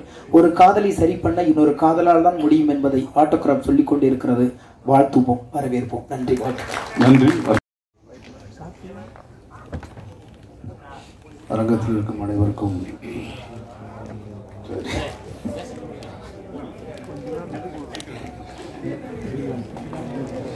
அரங்கத்தில் இருக்கும் அனைவருக்கும் இறைவன் புறத்திலிருந்து சாந்தியும் சமாதானம் உண்டாகட்டும். ஒரு அருமையான நிகழ்ச்சி. வந்து உட்கார்ந்ததுலேருந்து இப்போ வரைக்கும் சிரிச்சுக்கிட்டே இருக்கேன். கட்டுப்படுத்த முடியாத சிரிப்பு. ஆட்டோகிராஃப்ன்ற திரைப்படமே ஒரு மனிதனுடைய வாழ்க்கையில் பழைய நினைவுகளை பற்றி சொல்கிற கதை. ஆனால் அந்த திரைப்படத்தை 21 வருஷம் கழித்து பேசும்போது அந்த திரைப்படம் பற்றிய நினைவுகள் இங்கே நிறைய பேசிகிட்டு இருக்காங்க. அதில் சேரனுக்கும் எனக்குமான உறவு அப்படின்னா நான் கிட்டத்தட்ட 1 மணி நேரத்துக்கு மேலே ஆயிரும். அதுக்கு இன்றைக்கி சாத்தியம் இல்லை. இன்னொரு விழாவில் சேரனுக்கான விழாவை நிச்சயமாக சொல்லணும். ஏன்னா சேரனை நான் அப்படி பார்த்து ஒவ்வொரு கட்டத்தில் பார்த்துருக்கேன். ஒரு சில நிகழ்வுகளை மட்டும் சொல்லி முடிச்சுக்கிறேன். சேரனுடைய உதவி இயக்குநர்கள் முதல்ல வந்து நின்னாங்க இல்லையா, அவங்க எல்லாரையுமே எனக்கு தெரியும். உமாபதி, ஜெகதீஷ், ராம்கி, பாண்டி, இப்படி எல்லாரையுமே எனக்கு தெரியும். நீங்கள் உமாபதி பேசும்போது நீங்கள் ரொம்ப ரசித்து கேட்டீங்க. உமாபதியை பேச விட்டீங்கன்னா இன்னும் ஒரு 5 மணி நேரம் சேரன் பற்றி இன்டர்வல் இல்லாமல் பேசுவாங்க. நான் அவ்வளோ கேட்டிருக்கேன். நான் சங்க எலெக்ஷன் டைமில் அவ்வளவு கான்ஃபிடண்ட்டாக, ரொம்ப ஸ்ட்ராங்காக, ஆனால் எதுவுமே பொய் இருக்காது. உள்ளே இருக்கிறத அப்படியே பேசுகிற ஒரு ஆள்.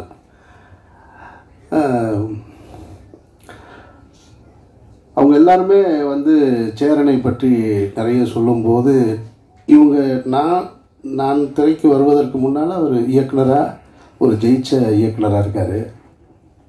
அதில் குறிப்பாக இந்த படம் ஆட்டோகிராஃப் அவர் எடுத்துகிட்டு இருக்கும்போது நான் ராம் ஷூட் பண்ணிக்கிட்டு இருக்கேன் கொடைக்கானலில். அப்போ இடையில் ஒரு முறை வரும்போது ஆட்டோகிராஃபுடைய ஃபங்க்ஷன் நடக்குது. தேவி தேட்டர்னு நினைக்கிறேன். தேவி தேட்டரா? சத்தியம் தேட்டரில் நடக்குது. அப்போது அந்த மேடையில் இசை வெளியீட்டு விழாவில் அன்றைக்கி இருந்த பத்திரிகையாளர்களுக்கு உங்களுக்கு தெரியும்னு நினைக்கிறேன். நான் ஆட்டோகிராஃப்னு சொல்லிட்டேன். நான் மேடையில் சேரன் பேசுனது தான் ஆட்டோகிராஃப்னு சொல்லி கையெழுத்து போனேன். ஆனால் இந்த ஃபைனான்ஸ் சீட்டை எத்தனை கையெழுத்து போட்டேன்னு எனக்கு தெரியலை அப்படின்னு சொல்லி மேடையில் கண் கலங்குறாரு சேரன். அப்போது சேரன் எனக்கு முன்னாடி எனக்கு தெரியும், ஆனால் பழக்கம் இல்லை, நெருக்கமாக இல்லை. அப்போ சேரன் வெளியில் வந்த உடனே நான் நின்றுட்டுருக்கேன். சேரன்கிட்ட கேட்குறேன், நானே கடை வாங்கி படம் எடுத்துகிட்ருக்கேன். நான் 50,000, 25,000, 30,000 வாங்கி படம் எடுத்துக்கிட்டு இருந்த டைம். அந்த டைமில் சேரன்கிட்ட வந்து கேட்குறேன், நான் வேணால் ஒரு 1 லட்ச ரூபா ரெடி பண்ணி தரட்டுமா உங்களுக்கு அப்படின்னு. இல்லை அதெல்லாம் பார்த்துக்கலாம் அப்படின்ட்டார். என் ஸ்நேகன் தான் எனக்கு அறிமுகப்படுத்தி வச்சது. அப்போ ஸ்நேகன்கிட்ட சொன்னோடனே இல்லை அதெல்லாம் பார்த்துக்கலாம் பண்ணிக்கலான்னு. அதுக்கப்புறம் சேரனை நான் பார்த்தது ஆட்டோகிராஃபுடைய வெற்றிக்கு பின்னாடி அலுவலகத்தில் அதை சந்தித்தேன். அதுக்கு பின்னாடி அந்த இயக்குநர்கள், உதவி இயக்குநர்கள் ஜெகதீஷ் உட்பட எல்லாருமே எங்கிட்ட நெருக்கமாயிட்டாங்க. இப்போ ஆரி தொடங்கி ஜெகதீஷ், உமாபதி, ராம்கி, பாண்டியராஜன் தன்னுடைய மெரினாவை பண்ணும்போது முதல்ல வந்து அந்த வணக்கம் வாழ வைக்கும் சென்னைன்னு ஒரு பாட்டு ஒன்று ப்ரோமோ பாட்டு ஷூட் பண்ணுறதுக்கு என்கிட்ட வந்து என் வீட்டில் வந்து ஆனால் நீங்கள் வந்து ஒரு அது 2 ஷாட்டு நடித்து கொடுக்கணும் அப்படின்ட்டாரு. அப்புறம் வீட்டுக்கு பக்கத்தில் வந்து ஒரு ஆட்டோ எடுத்துகிட்டு அதை போய் எடுத்து அதை நடித்து கொடுத்துட்டு வந்தோம். இப்போ சேரனுக்கு என்னென்னா அவருடைய உதவி இயக்குநர்கள் பூராமே என்னோட பழகிக்கிட்டே இருக்காங்க. அதில் கொஞ்சம் டென்ஷன் ஆவார் அவர். இந்த ஆரம்பிச்சாப்புல பாருங்க உமாபதி, ஏன்னா அந்த கதை பூரா அவருக்கு தெரியும். ஸ்னேகனும் என்கிட்ட வந்துட்டாப்புல, ஆரியும் வந்துட்டாப்புல. அங்கே போனாலே என்ன பூரா அங்கே போயிட்டீங்க, என்ன அங்கே எல்லாருமே அங்கே இருக்கீங்க அப்படின்னு கேட்டுகிட்டே இருப்பார் சேரனு. அதில் பாதி உதவி இயக்குநர்கள் அவர் வெளியில் போனதுக்கு காரணம் வந்து ஒவ்வொரு படத்தில் ஏதாவது ஒரு ஹீரோயினாக இருக்கும். நீங்கள் உடனே தப்பாக எடுத்துக்காதீங்க, ஏதாவது ஒரு பிரச்சனை இருக்கும். யார் கேட்டாலும் ஒரு கதை சொல்லிக்கிட்டே இருப்பாங்க. ராமன் தேடிய சீதையில் ஜெகனுக்கு ஒரு கதை இருக்கும். அவன் சொல்லுவான் என்கிட்ட, அண்ணன் என்ன நடந்துச்சு தெரியுமா அப்படியே. என்ன எல்லா கதையும் இங்கே வந்து இறக்கி வச்சுட்டு போகிறீங்க. அவர் எப்போ பார்த்தாலும் என்னை கோச்சிக்கிடுவார். ஸ்னேகன் அங்கே போனால் என்ன அங்கே போயிட்டு அங்கே வர்றீங்களான்னு கேட்பாருன்னு. சேரன் பொதுவாக வந்து பெண்களை நல்லா பார்த்துப்பார், அது வந்து எந்த டவுட்டும் கிடையாது. நீங்கள் இப்போ கூட கவனிச்சிங்கன்னா ஸ்னேகா மேடத்துக்கு அவர் தான் தண்ணி பாட்டில் திறந்து கொடுத்தாரு. அதான் நான் அடுத்து முடிச்சிடறேன். ஏன்னு சொல்கிறேன், இந்த குற்றச்சாட்டு அவர்கிட்ட அவங்க உதவி இயக்குநர்கிட்ட இருந்துக்கிட்டே இருக்கும். ஆனால் நான் அதுக்கு காரணம் என்ன நினைக்கிறேன்னா, சேரன் நிறைய அக்கா தங்கச்சிகளோட அதிகம் பழகின ஒரு ஆள். அவர் வந்து நிறைய உறவுகள் வந்து அண்ணன் தம்பி அதிகம் கிடையாது, அவங்க வீட்டு உறவுகள் அக்கா தங்கச்சிகளோட அதிகம் பழகினது. அந்த உணர்வு எப்பயுமே சேரன்கிட்ட இருந்துக்கிட்டே இருக்கும். அது நான் சேரனோட பழகும்போது தான் என்னால் அதை புரிஞ்சுக்க முடிஞ்சது. அப்போ இவங்க எல்லாருமே வேற ஒன்று நினச்சிட்டாங்க அப்படின்னு. அதனால் ரொம்ப உன்னிப்பாக கவனித்து பார்த்துட்ருப்பார். இதுதான் சேரனுடைய மனநிலை. அதுக்கப்புறம் சேரனை பற்றி இந்த ஆட்டோகிராஃபு அதான் சொல்லலாம், எங்கே தொடங்கி எங்கே போகிறதுன்னே தெரியல, அவ்வளோ இருக்குது எனக்கும் சேரனுக்குமான உறவு. இந்த படம் பற்றின நினைவுகள் முடிச்சது நான். ஏன்னா எனக்கு ஒன்றும் புரியலை, எதையாவது ஒன்று சொல்லிடுவோமோன்னு ஒரு பதட்டமாக தான் இருக்கு.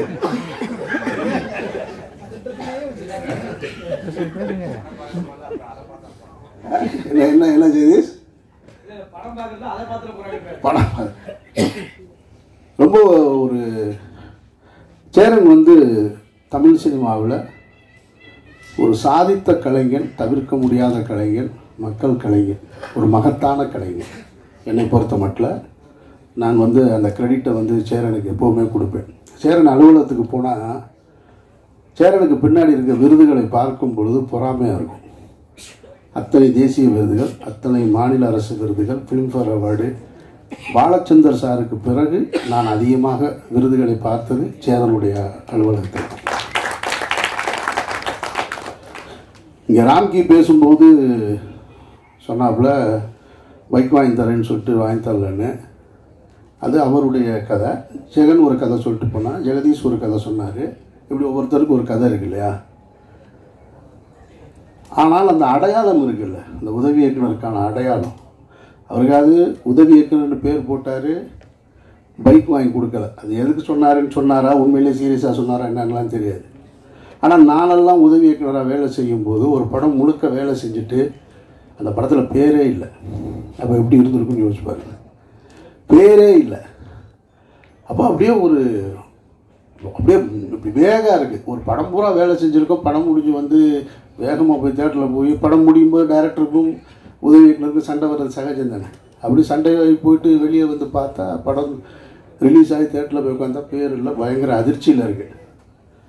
ஆனாலும் அதை நான் குறையாக எடுத்துக்க முடியாது. காரணம் என்னென்னா, நான் ஒர்க் பண்ண ஒரு இயக்குனர் இருக்கார் இல்லையா, அவர் ஒரு சினிமா பண்ணார். அவர்கிட்டருந்து நான் ஒன்று கற்றுக்கிட்டேன். நான் வேறு ஒரு கமர்ஷியல் சினிமா இயக்குனரோடு இருந்திருந்தால் எனக்கு அவருடைய தாக்கம் தான் வந்திருக்கும். ஆனால் அந்த இயக்குனருடைய தாக்கம் தான் எனக்குள்ளே வந்தது. நான் அடுத்த தளத்துக்கு போக முடிஞ்சது. அப்போ அந்த பேர் வராதுக்கு காரணம் 1000 இருக்கலாம், என் மேலே கூட 100 தவறு இருந்திருக்கான், நானே கூட முழு காரணமாக கூட இருந்திருக்கலாம். ஆனாலும் அவர் மேலே குறை சொல்கிறதுக்கு நான் இந்த மேடையை நான் பயன்படுத்தலை. எனக்கான அடையாளத்தை கொடுத்தது அவர் தான். இன்றைக்கு வந்து பத்திரிகைகள் அன்றைய காலகட்டத்தில் வந்து பாலா, சேரன், அமீர் அப்படின்னு அந்த ஒரே வரிசையில் என்னை கொண்டு வந்து சேர்த்ததுக்கு காரணம் அந்த இயக்குனர். இவருடைய திரைப்படத்தை முதல் திரைப்படத்தை ஊரில் இருக்கும்போது பார்த்தவன் நான். அப்புறம் இவருடைய வெற்றியை பார்த்தவன் நான். இவர் இதே இந்த ஆப்போசிட்டில் இருக்கிற காவேரி ஸ்ட்ரீட்டில் வந்து நானும் பாலாவும் தங்கி இருக்கும்போது வருவார். அப்போ நான் ஒரு உதவிக்குனர் ஓரமாக நின்றுட்டுருப்பேன். அப்படியே அப்படி ஒரு பார்வை பார்த்துட்டு போவார். பார்க்குறதுக்கு தான் பெரிய சண்டியர் மாதிரி இருப்பார், ஆனால் அப்படிலாம் கிடையாது. ரொம்ப சாஃப்டாக நாங்கள். ஆனால் லுக்கு மட்டும் அந்த கிராஸ் பாயிண்டில் கையை விடுறது மட்டும் எப்பயுமே அப்போ இருந்து இப்போ வரைக்கும் அப்படியே தான் வச்சுருப்பார். ஒரு நம்ம பெரிய டேரக்டர் 2 டேரக்டரை பேசுகிறாங்க, நான் வெளியே நின்று தம்ம போட்டு ஒரு ஓரமாக நின்றுட்டுருப்பேன். அவர் கேட்பார், என்ன ஒரு ஆள் அப்படியே நின்றுட்டே இருக்காப்புல அப்படிம்பார். அப்புறம் அவர் போய் வண்டி ஏற்றி விடுறது, இந்த வேலையெல்லாம் பார்த்துருக்கேன் நான். இவர் ஒவ்வொரு காலகட்டத்தில் நான் பார்த்து வளர்ந்துருக்கேன் சேரனை நான்.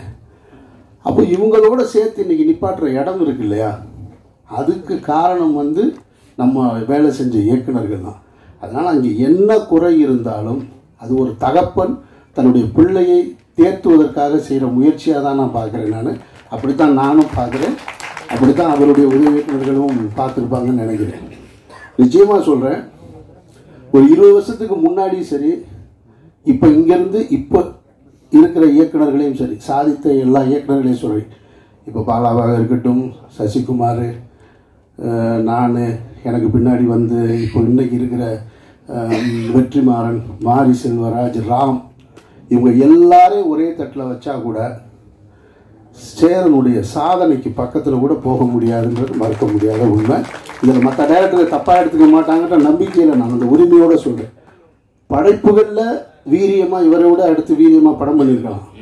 ஆனால் சேரன் தன்னுடைய அந்த கிளிப்பிங்ஸ் போட்டார் பாருங்க, இத்தனை விருதுகள், இத்தனை திரைப்படங்களில் நாயகன், இத்தனை படங்கள் தயாரித்தது, இவ்வளவுத்தையும் இந்த 30-35 வருஷத்துக்குள்ளே செஞ்சு முடிச்சிருக்கிறது சேரன்ற மாபெரும் கலைஞன். சேரனுக்கு எனக்கு நிறைய முரண்பாடு இருக்குது. சேரனுக்கு கருத்து முரண், நான் எது சொன்னாலும் அவர் கேட்க மாட்டார், இதுவரையும் கேட்டதே கிடையாது. ஆனாலும் நானும் அவரை பற்றி கண்டுக்கவே மாட்டேன், நான் சொல்லிக்கிட்டே இருப்பேன், அவர் கேட்க மாட்டார். அப்புறம் கூப்பிடுவார், சரி வர்றேங்க அப்படின்னு கேட்குற மாதிரி சொல்லுவார். அப்படியா பண்ணிக்கலாம், நான் யோசிக்கிறேனே காலையில் பாரு, அவர் என்ன முதல்ல சொன்னாரோ அதுதான் செய்வார். நான் அதை பற்றி கவலைப்படுறதே இல்லை. நானும் அவரோட உறவை அப்படியே தான் வச்சுருக்கேன் நான். அந்த கலைஞன் இன்னும் பல சாதனைகள் பெறணும் அப்படின்றதான் என்னுடைய ஆசை. சேரன் வெற்றி அடைஞ்சால் நான் சினிமாவில் இன்னொரு இயக்குனருடைய வெற்றி அடையணும்னு, பணத்தாலையும் புகழாலையும் வெற்றி அடையணும்னு எப்பயுமே யோசிச்சுட்டு இருக்க ஒரே இயக்குனர் சேரன் மட்டும்தான். சேரன் எப்பயுமே ஜெயிக்கணும்னு நான் நினச்சிக்கிட்டே இருப்பேன் நான். அவர் எனக்கு என்ன செய்கிறாருன்றதெல்லாம் முக்கியம் இல்லை. அவர் வந்து எனக்கு இப்போ அவங்க அசிஸ்டன்ட் சொல்கிற மாதிரி சொல்லணும்னா கிண்டலுக்கு சொல்கிறாரு, அவர் எந்த நல்லது நமக்கு செய்ய மாட்டார் அப்படின்னு சொல்லலாம். அவர்கிட்ட ஒரு அன்பு இருக்குது, அது எல்லாத்தையும் மறந்துடுவார். எல்லாத்தையும் மறந்துட்டு எவ்வளோ பெரிய சண்டை போட்டோம், எவ்வளவு இது பண்ணோன்றதெல்லாம் மறந்துட்டு ஒன்றுமே நடக்காத போல் கூப்பிடுவார், எங்கே இருக்கீங்க, வாங்க போகலாம் அப்படின்னு கேட்பார். அதனால தான் உமாபதி சொன்னது, உண்மையிலே அன்பாக இருக்காரா இல்லையா, நம்ம அன்புன்னு நம்பிக்கிற வேண்டியதுதான் நம்ம அப்படின்னு. அதனால் ஒரு குழந்தை மாதிரி சேரன். நீங்கள் வந்து அவர் அண்ணன் சொன்னால் கோவம் வந்துடும் அவருக்கு, அதில் ரொம்ப முக்கியமானது. அதுக்காக நம்ம போனோடனே நம்மளை அண்ணன் பாரு, வாங்கண்ணே அப்படிப்பாரு. சரிண்ணே நல்லா என்ன என்னைய பார்த்து அண்ணன்றீங்க அப்படின்பாரு. அவர் இன்னமும் இளமையாக தன்னை மனசுக்குள்ளே வச்சுக்கிடுவார், அதுக்கான வேலைகள் செஞ்சுட்டே இருப்பார் அவர். வேற என்ன சொல்கிறதுங்க உங்களை பற்றி, இந்த படத்தை பற்றி என்ன சொல்கிறது? இப்படி ஒரு படம் யாரும் எடுக்க முடியாது. இந்த படம் தான் இந்த படம் மாதிரி யாரும் ஒருத்தர் எடுக்கவே முடியாது. இப்போது பருத்தி வீரன் மாதிரி ஒரு படம் அல்லது வேறு படங்கள் இன்னொரு இயக்குனர் படத்தை நான் சொல்ல முடியுமான்னு தெரில, அதுபோல் ஒரு படங்களை வாழ்வியலை எடுத்துடலாம். இந்த படம் எப்போ பார்த்தாலும் ஒருத்தருக்கு தன்னுடைய கடந்த காலத்தை நினைவுபடுத்திக்கிட்டே இருக்கும். அப்படி ஒரு படைப்பு அது. நான் மதுரை அபிராமி தேட்டரில் தான் இந்த படம் பார்த்தேன். ராம் ஷெட்யூல் முடிச்சுட்டு வந்து பார்த்தேன். நான் பார்த்துட்டு பிரமிச்சு போயிட்டேன். நான் இப்படி ஒரு படத்தை எப்படி எடுக்க முடியும்? நீங்கள் உங்களுக்கு நினைவு இருக்குமான்னு தெரியல, இந்த படம் தான் இன்னொரு வருஷனா பிரேமம்னு வந்தது. மலையாளத்தில் வந்த பிரேமம் பார்த்தீங்கன்னாக்கா அது ஆட்டோகிராஃப் தான். அது இப்பவும் நீங்கள் இந்த படத்தை இப்போ இருக்கிற ஜென்சிக்கு தகுந்த மாதிரி மாற்றி எடுத்தால் ஒரு சில்வர் ஜூப்ளி படமாக மாறும். அவ்வளவு கண்டென்ட் உள்ள ஒரு படம்.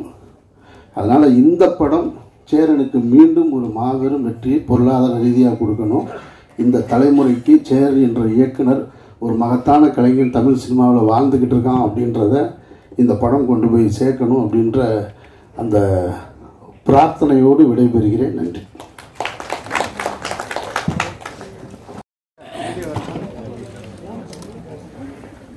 மன்னிக்கணும், ரொம்ப லேட் ஆயிடுச்சு, ரொம்ப நேரம் எடுத்துக்க முடியாது. ஸோ இது ஆட்டோகிராஃப் 21 வருஷம் கழிச்சு அந்த படம் ரிலீஸ் ஆகுதுன்றத டாப்பிக்கை கடந்து சேரனை பற்றிய பாராட்டுரையாகவும் சேரனை பற்றிய விமர்சன மேடையாகவும் இது மாறிவிட்டது. அது வரத்தான் செய்யும், அப்படி தான் இருக்கும். நம்ம இத்தனை வருஷம் கடந்ததில் எல்லா மனிதர்களையும் பார்த்துருக்கோம், எல்லா நல்லவர்களையும் பார்த்துருக்கோம், எல்லா தீய காரணங்களையும் பார்த்துருக்கோம், எல்லா பிரச்சனைகளையும் பார்த்துருக்கோம், எல்லாத்தையும் கடந்து வந்திருக்கோம். அதுதான் இந்த படம் சொல்லுது. உன்னை கடந்து போகிறதுக்கு அடுத்தடுத்து நீ நிறையா புதிய விஷயங்களை பார்த்துக்கிட்டே இருப்ப. அதனால எல்லா விஷயங்களையும் நீ எப்படி இருக்கியோ அப்படியே கடந்து போ. அதுதான் எனக்கு கற்றுக் கொடுத்தது லைஃப். நான் இப்போ என்னோட உதவியாளர்கள் சொன்னதாக இருக்கட்டும், இல்லை அமீர் சார் பேசினதாக இருக்கட்டும், இல்லை நண்பர்கள் பேசினதாக இருக்கட்டும், மில்டன் பேசினதாக இருக்கட்டும், இப்போ எல்லாரோடையுமே எனக்கு கருத்து வேறுபாடு இருக்கு. எல்லாரோடையுமே நான் சண்டை போட்டிருக்கேன், எல்லாரோடையும் எனக்கு பிரச்சனைகள் இருந்திருக்கு. ஆனால் என் மேடையில் அவங்க எல்லாரும் உட்காந்துருக்காங்க. அவ்வளோதான். இதில் விளக்கம் சொல்கிறதுக்கு எதுவுமே கிடையாது. நான் எப்படி பார்க்குறேன்னா அது அவங்களால உணர முடியாது. நான் ஏன்னா அவங்களோட ரொம்ப வேற மாதிரி வாழ்ந்துட்டேன் என்னோட வாழ்க்கை. தெரியல, என் வீட்டில் சோறு இல்லைனாலும் என் வீட்டுக்கு அசிஸ்டன்ட் வந்துட்டாங்கன்னா அவங்கள சாப்பிட வச்சுட்டு நானே என்னோட ஒய்ஃபும் பட்டினியே படுத்துருக்கோம். ஸோ அதனால் வேணும்னு யாருக்கு எந்த தவறையும் செஞ்சது இல்லை, வேணும்னு யாருக்கு எதையும் கொடுக்காம விட்டதில்லை. என்கிட்ட இருக்கும்போது கொடுத்துருக்கேன். இல்லாதப்ப நான் இல்லைன்னு தான் சொல்ல முடியும், இல்லாதப்ப நான் என்ன பண்ண முடியும்? ஆனால் இந்த சுதந்திரத்தை நான் அவங்களுக்கு கொடுத்துருக்கேன். இத்தனை வருஷம் பத்திரிகை நண்பர்கள்லேருந்து, ஊடக நண்பர்கள்லேருந்து, இயக்குநர்கள்லேருந்து, நடிகர்கள்லேருந்து எவ்வளவோ மேடைகள் பார்த்துருப்பீங்க. எந்த மேடையாவது ஒரு இயக்குனர் விமர்சனம் பண்ண உதவி இயக்குநர்களை பார்த்ததுண்டா? கிடையாது. ஆனால் நான் இப்போவும் அதை கொடுத்துருக்கேன். இன்னமும் நான் அவங்களோட பேசுவேன், இன்னும் கூட கட்டி தழுவி போவேன். ஏன்னா அப்பனுக்கு தெரியும் பிள்ளைங்களோட குணம் என்னன்னு. அவ்வளோதான். எங்கள் அப்பா என்னை எப்படி வளர்த்தவரோ அது மாதிரி நான் அவங்களை வளர்த்துருக்கேன். அவங்களுக்கு எல்லா உரிமையும் இருக்கு. புரிதல் தாமதமாக தான் வரும். இயக்குனர் ஆகும் போதும், இயக்குனர் ஆனதுக்கு அப்புறமும், பிள்ளை குட்டிகள் பெற்று போட்டதுக்கு அப்புறமும். இப்போ பாண்டியன் சொன்னார்ல, என் அசிஸ்டண்ட் நான் டைரக்டர் ஆகும்போது அது புரிஞ்சிச்சுன்னு. அதனால உமாபதிக்கோ ராமகிருஷ்ணனுக்கும் இன்னது கொஞ்சம் லேட்டாக கூட புரியலாம். அவ்வளோதான். ஸோ வந்து இருந்த உங்களோட அன்பு எனக்கு மகத்தானது. ஏன்னா அன்னையிலேருந்து இப்போ வரைக்கும் என்னுடைய படங்களாக பார்த்துக்கிட்டு இருக்கீங்க. என்னை மனுஷனாக பார்க்கறது இல்லை. இங்கே யாரும் அது பார்க்க வேண்டிய அவசியமும் கிடையாது. அவங்கள பாதுகாத்துக்கிறதுக்கு அவங்களுக்கு தெரியணும். அவங்களுக்கு இன்னொருத்த பாதுகாக்கின்ற கட்டாயம் கிடையாது. நான் இங்கே இருக்க யாரையுமே பாதுகாத்துட முடியாது, நான் என்னை தான் பாதுகாத்துக்க முடியும். ஸோ நீங்கள் இந்த திரைப்படம் 21 வருஷங்களுக்கு அப்புறம் இந்த ஜென்ரேஷனுக்கு போய் சேர்றதுக்காக என்ன பண்ணியிருக்கோம், இந்த படத்தில் என்ன இருக்கு, இந்த படம் அவங்களுக்கு என்ன சொல்லும்.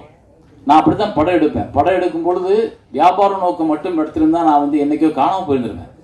பெரிய வெற்றியை கொடுத்துருப்பேன், 5 படம் பெரிய ஹீரோவோட ஒர்க் பண்ணியிருப்பேன், அப்புறம் காணாமல் போயிருப்பேன். ஆனால் இன்னமும் என்னுடைய படம் எங்கேயோ ஒரு இடத்துல, என்னோட சமூகத்தில், என்னோட பக்கத்தில் யாரையோ ஒருத்தர் இந்த படம் கையை பிடிச்சி கூட்டி போய் ஒரு கரையை சேர்த்து விட்டுருச்சுன்னா அது என்னோட வெற்றி. அப்படிதான் நான் ஒவ்வொரு படத்தையும் உருவாக்கியிருக்கேன். இந்த படம் கூட அதுதான். நீ எந்த தோல்வியா இருந்தாலும் கடக்கலாம். காதல்ன்றது நான் எடுத்துக்கிட்ட ஒரு ஆயுதம். இந்த படம் எந்த தோல்வியா இருந்தாலும் கடக்கும் மனநிலை ஒவ்வொரு மனிதனுக்கும் இருக்கு. நீ எங்கேயுமே சோர்ந்து போயிடாத அப்படின்னு சொல்றதுதான். அதுதான் எனக்கே பாடம் போச்சு. ஒவ்வொரு பூக்களுமே பாட்டா நான் நிறைய வாட்டி பாடியிருக்கேன், ஸ்னேகா நிறைய வாட்டி பாடியிருக்கோம், அமீர் நிறைய வாட்டி பாடிப்பாரு, ஸ்னேகா நிறைய வாட்டி பாடிப்பாரு. அவங்களுக்கு அது போகும். தோல்வி எல்லா மனிதனுக்கும் இருக்கும். அதை தாண்டி ஜெயிக்கும் போது இல்லை நமக்கு ஒரு சந்தோஷம், நமக்கு ஒரு அகம்பாவம், நமக்கு ஒரு திமிரும், நமக்கு ஒரு அப்படி எல்லாரும் இப்படி பார்க்குற தன்மை இருக்குல்ல, அதுதான் நம்மளோட உழைப்புக்கு நம்ம கிடைக்கிற அங்கீகாரம். அதை இந்த படம் பார்க்கும்போது ஒவ்வொருத்தருக்கும் கொடுக்கும். அதை தாண்டி நான் இந்த படத்தை இப்போ ரிலீஸ் பண்ணுறதுனால ஒன்றும் சாதிச்சிட போகிறதில்ல. இது எதுக்கு திரும்ப பார்க்குறவங்களுக்கு இன்னும் ஏன்னா இன்னைக்கு ஜென்ரேஷன் எப்படி இருக்குன்னு நமக்கு தெரியும். அந்த ஜென்ரேஷன் எங்கேயோ ஒரு இடத்துல இந்த படத்தை பார்த்துச்சுன்னா அவங்களுக்கு வேற ஒரு யோசனை தோணும். அவ்வளோதான். நம்ம விதைச்சிக்க மட்டும்தான் முடியும். நீங்கள் அதை உருவாக்கி அறுவடை பண்ணி பழத்தை கொண்டு போய் வீட்டில் சாப்பிட்டு கொட்டை போட முடியாது. நீங்கள் விதைக்க மட்டும்தான் முடியும். மழை பெய்யணும், மக்கள் பாதுகாக்கணும், அப்போ தான் அவங்க மாறுவாங்க. ஸோ அதனால் அது ஆட்டோகிராஃபோட ரிலீஸோட தாற்பயம் இப்போ திருப்பி 21 இயர்ஸ் லேட்டர் பண்ணுறதுக்கு காரணம் அது அதற்கு தகுதியானதாக நான் நினைக்கிறேன். அவ்வளோதான். அதே மாதிரி இந்த படத்தில் வேலையை பார்த்த அத்தனை பேர் இன்னைக்கு எனக்காக வந்திருக்கீங்க, எனக்காக உட்காந்துருக்கீங்க, என்னோட நீங்கள் எல்லாத்தையும் ஷேர் பண்ணியிருக்கீங்க. இதை தாண்டி நான் ஏன் இவங்களெல்லாம் கூப்பிடணும், ஏன் இவங்களெல்லாம் திரும்ப திரும்ப ஒர்க் பண்ணணும், ஏன் வந்து நான் ஒருத்தரோட சண்டை போட்டோம். அடுத்த வாட்டி விஜய் மில்டன் சொன்னார், விஜய் மில்டனோட முதல் படத்தில் நாங்கள் 2 பேரும் அவரோட கவிதை புத்தகத்தில் சந்தித்தேன். அப்புறம் அவரோட நான் பேசினேன், அப்புறம் அவரோட படம் பண்ணேன், அப்புறம் அவரோட பிரச்சனை வந்துச்சு, அப்புறம் அவரோட படம் கொடுத்தேன் அவருக்கு. அவர் ஒரு படம் டைரக்ட் பண்ணார், அப்புறம் அவர் கூப்பிட்ட படத்தில் போய் நடித்தேன். என்னன்னா மனிதனை மனிதனாக பார், அவனை அவனாகவே பார், அவனுக்கு இருக்க தப்ப திருத்த நீ நினைக்காத, அவனை அப்படியே ரசி, நீ அழகானவன். ரைட். நான் வந்து இன்னொருத்தரை போய் திருத்தி உன் தப்ப சொல்லி நீ இப்படி மாறுன்னு சொல்லி உனக்கு அட்வைஸ் பண்ணி எனக்கு தேவையில்லை. எனக்கு மில்டன் நாளைக்கு திருப்பி கூப்பிட்டாலும் நான் அவருடைய போய் நடிப்பேன், அமீர் திருப்பி கூப்பிட்டாலும் நடிப்பேன். நான் ராமகிருஷ்ணன் படம் பண்ணி என் படத்தில் நடிக்கன்னு நடிப்பேன், அவ்வளோதான். அப்படித்தான் நான் இந்த உலகத்தை அழகானதாக பார்க்க கற்றுக்கொண்டேன். அமீர் சொன்ன ஒரு விஷயம் கரெக்டு, நான் பெண்களோடையே பிறந்து வளர்ந்தவன். எனக்கு அம்மா, என் தங்கச்சிங்க, என்னுடைய ஆசிரியர், என்னுடைய சித்தி மகள், நான் பழகிய தோழிகள் என்னை அப்படி பக்குவப்படுத்தியிருக்காங்க. நான் பெண்கள்கிட்ட அன்பு தான் காட்ட முடியும். அது உங்க கண்ணுக்கு அன்பா தெரியலன்னா அது ஏன் பிரச்சனை இல்லை. ரைட். நான் காண்பிப்பது என்னோட அன்பு, அது என்ன என்று உணரப்போவது பக்கத்தில் இருக்கிற அந்த பெண்ணே ஒழிய எதில் இருக்கிற ஒருத்தனும் கடந்து போற ஒருத்தனை எப்படி உணர முடியும். அதைத்தான் ஸ்னேகா அழகா சொன்னாங்க. இன்னைக்கு வரைக்கும் அந்த நட்பை நான் தொடர முடியுது. காரணம்னா அந்த கண்ணியம். எந்த இடத்துல நான் அவங்கள தோழியா பார்த்தேன், எந்த இடத்துல அவங்க எனக்கு இந்த பெண்ணோட மனம் ரொம்ப அற்புதமானது. இது எந்த விஷயத்துக்காக கண்ணீரை ஒரு இருட்டுக்குள்ள உட்கார்ந்து கண்ணீர் வெளியே வருது அப்படின்னா அழகானது. அப்படிதான் நான் அவங்கள பார்க்கணும். அது இன்னைக்கு வரைக்கும் நான் அவங்களுக்கு அந்த சுதந்திரம் கொடுத்துருக்கேன். என்னை கூப்பிட்டு எந்த பிரச்சனையும் பேச முடியும். இன்னும் சொல்ல போனால் அவங்கள திருமணம் நிச்சயிக்கப்பட்டதுக்கு நான் முக்கிய காரணம். பிரசன்னா என்னோட முக்கியமான நண்பர். அவர் என்னை ரொம்ப மதிக்கக்கூடிய, நான் எப்போ எந்த விஷயத்துக்கு கூப்பிட்டாலும் பண்ணக்கூடியவர். இவங்க என்னோட நண்பர். ஆனால் இவங்களுக்குள்ள ஒரு திருமணம் தள்ளி போய்கிட்டே இருக்கு. அப்போ நான் சொன்னேன், பிரச்சனைகளை காரணம் காமிச்சு உங்களுடைய திருமணத்தை தள்ளி போடாதீங்க, அதுவே பிரச்சனையாயிரும். முதல்ல கல்யாணத்தை பண்ணுங்க, அப்புறம் என்ன பிரச்சனை இருந்தாலும் பார்த்துக்கலாம். அப்படிதான் திருமணம் நடந்துச்சு. ஸோ நான் என்னை சுற்றி இருப்பவங்க நல்லது நினைக்கிறேன். அது நல்லதா தெரியலன்னா அது ஏன் பிரச்சனை இல்லை, அது அவங்க பிரச்சனை. சரி. அப்புறம் இந்த ஊடக நண்பர்கள் எல்லாருக்கும் நான் சொல்லிக்கிறது, இப்போ இந்த ஆட்டோகிராஃப் வந்தப்போ உங்களுடைய அர்ப்பணிப்பு ஒரு திரைக்கதையை, ஒரு திரைப்படத்தை விமர்சிக்கிறதுல, ஒரு திரைப்படத்தை கொண்டாடுறதுல, அது இன்னைக்கு வியாபார சூழலாக மாறினதுக்கு அப்புறம் மாறிட்டதா நான் நினைக்கிறேன். அதுக்குள்ள ஒரு உண்மைத்தன்மையை, ஒரு ஒரு ஒரு நல்ல திரைப்படத்தை கொண்டு போய் மக்களை எப்படியா நீங்க நம்ப மாட்டீங்க. 2 நாள் கூட்டம் இல்லை, 3வது நாள் திரைப்படத்தை பற்றின விமர்சனங்கள் எல்லா பத்திரிகையிலும் வரும்பொழுது கூட்டம் கூடிச்சு. அந்த திரைப்படத்தை கொண்டாடினாங்க. தவமாய் தவம் இருந்த வந்து 57 மார்க்கு ஆனந்த விடல போட்டதுக்கு அப்புறமும் ராம்ஜி சார் 4 பக்கம் விமர்சனம் அப்படி பெருசா போடுறாரு. அதாவது அந்த சினிமாவை கொண்டாடின காலம் வந்து ஒவ்வொரு இயக்குனரையும் நல்ல படத்தை உருவாக்குறதுக்கு. ஏன் அமீருக்கு அவருக்கு தெரியாது, ஆனா அவருக்கு என் மேல் கோபம் வந்திருக்கும், ஒரு பொறாமை வந்திருக்கும். இவரை மாதிரி நம்ம ஒரு டைரக்டர் ஆகணும், அவதான் பருத்தி வந்ததுக்கான காரணமா வந்திருக்கும். ஏன்னா உங்களை எங்கேயோ ஒரு சாதிச்ச இயக்குனர் உங்களை தூண்டுறான்ல, அந்த சாதிச்ச இயக்குனரை அடையாளம் காமிச்சது முதல்ல பத்திரிகைகளும் நண்பர்களும். அன்னைக்கெல்லாம் வந்து 15 நாள் ஆகும் ஒரு விமர்சனம் வர்றதுக்கு. அந்த 15 நாள்ல மவுத் டாக்ல போகும். ஆனா அந்த விமர்சனம் வந்ததுக்கு அப்புறம் அப்படி பத்திக்கிறோம். முதல் மரியாதையா ஒரு வாரத்துல ஒண்ணுமில்லை என்ன படம் 170 டேஸ் அடிச்சு கொண்டாடப்பட்டது காரணம் பத்திரிகைகள் முதல்ல நடுநிலையான, நல்ல தர்மமான, நேர்மையான சிந்தனைகளோட முதல்ல விமர்சனங்களும் எல்லா இதுக்கு இருந்தது. இன்னைக்கு அது எங்கேயோ எப்படியாவது அப்படின்னு ஒரு இன்னைக்கு ஆன்லைன் எடுத்துக்கிட்டு அவ்வளவு மார்க்கெட்டிங், எல்லாமே மார்க்கெட்டிங்கா போனோம்னா மனிதத்தை நம்ம இழந்து விட்டோமோன்னு தோணுது.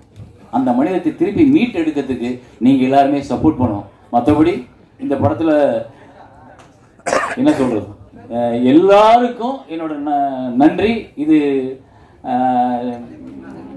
21 வருஷத்துக்கு அப்புறம் வந்ததுன்றது என்னால் நம்ப முடியல. ஏன்னா அவர் சொன்ன மாதிரி தான் நான் திரும்ப உட்காந்து எடிட் பண்ணும்போது இந்த படத்தை வந்து நான் ஒரு 15 நிமிஷம் குறைச்சிருக்கேன். அப்புறம் வந்து இந்த படத்தை நான் கலர் கரெக்ஷன் வந்து ஃபுல்லா இந்தனைக்கு உள்ள சூழலுக்கு மாத்திருக்கேன். அப்புறம் இதுக்குள்ள வந்து முரளி என்ன சொன்னது மாதிரி டால்பி அட்மாஸ் கொண்டு வர்றதுக்கும், அப்புறம் அந்த மியூசிக் வந்து பழசாவே இருக்குமே, அது ஒரு கேட்ட ஃபீலை கிரியேட் பண்ணுமே, படத்தை அது கூட பழைய படம் ஆக்கிருமோன்றதுக்காக அதுக்குள்ள கொஞ்சம் புதுசா சில விஷயங்களை ஆட் பண்ணியிருக்கோம். ஸோ நான் பார்வையாளர்ல எங்கேயும் ஏமாத்த நினைக்கல. பார்த்த படம் தானே போட்டா ஓடிடும், காசு வாங்கிக்கலாம், ஒரு 10 லட்ச ரூபா வந்தால் லாபம் அப்படின்னு நினைச்சிடல. நான் ஒரு 50 லட்சத்தை செலவழிச்சு உங்களுக்கு நான் அதை எந்த விதத்திலையும் தொழிலில் ஏமாத்துறவனா இருக்காம உண்மையான கொடுக்கறதுக்கு ஒரு படத்தை ட்ரை பண்ணியிருக்கேன். ஸோ அதை நீங்கள் பார்க்கணும், மக்கள்கிட்ட கொண்டு போய் சேர்க்கணும். நன்றி எல்லாருக்கும். ரொம்ப காலதாமதம் ஆயிடுச்சு, மன்னிச்சுக்கோங்க எல்லாரும். ஏன்னா அது ஆரம்பிக்கும் போதே காலதாமதமாச்சு. கடைசியாக இவ்வளவு நேரம் ஆனதுக்கு உங்கள் எல்லாரையும் நான் மன்னிப்பு கேட்டுக்கிறேன். கடைசியாக ஒரே ஒன்று, இந்த நிகில் முருகன் இவர் வந்து என்னோட வந்து 30 வருஷமா எனக்கு எல்லாரும் சொன்னாங்கல்ல, இவர் என்னோட 30 வருஷமா பழக்கம். அதாவது வாழு என்ன போட்டீங்க, உங்களால் நான் உங்களுக்காக நான். இது வந்து ஜெயலலிதா அம்மா சொல்லல, முத இவர் தான் சொன்னார். இவரோட விசிட்டிங் கார்டில் அப்படி இருக்கும். இவர் ஒரு டிவி சீட் எடுத்துக்கிட்டு பாலு ஜுவல்லர்ஸுக்கு வருவார். பாலு ஜுவல்லர்ஸ் வரும்போது பார்த்தேன். அன்னையிலிருந்து இன்னைக்கு வரைக்கும் அவரோட நட்பில் தான் இருக்கேன் நான். அதே உரிமை, அதே அன்பு, அதே இதில் இருக்கேன். அவரை நான் இந்த படத்துக்கு நீங்க பண்ணுங்க. எனக்கு முதல்ல ஜான்சன் சார் பண்ணாரு படம் ரிலீஸ் அப்போ. அவர் இன்னைக்கு வர முடியல. இந்த இடத்துல எல்லா ஹீரோவும் கதை சொல்லும்போது கூட்டி போனது வருதான், அவங்க பண்ண மாட்டேன்னு சொல்றது என்கிட்ட மறைச்சது வருதான்.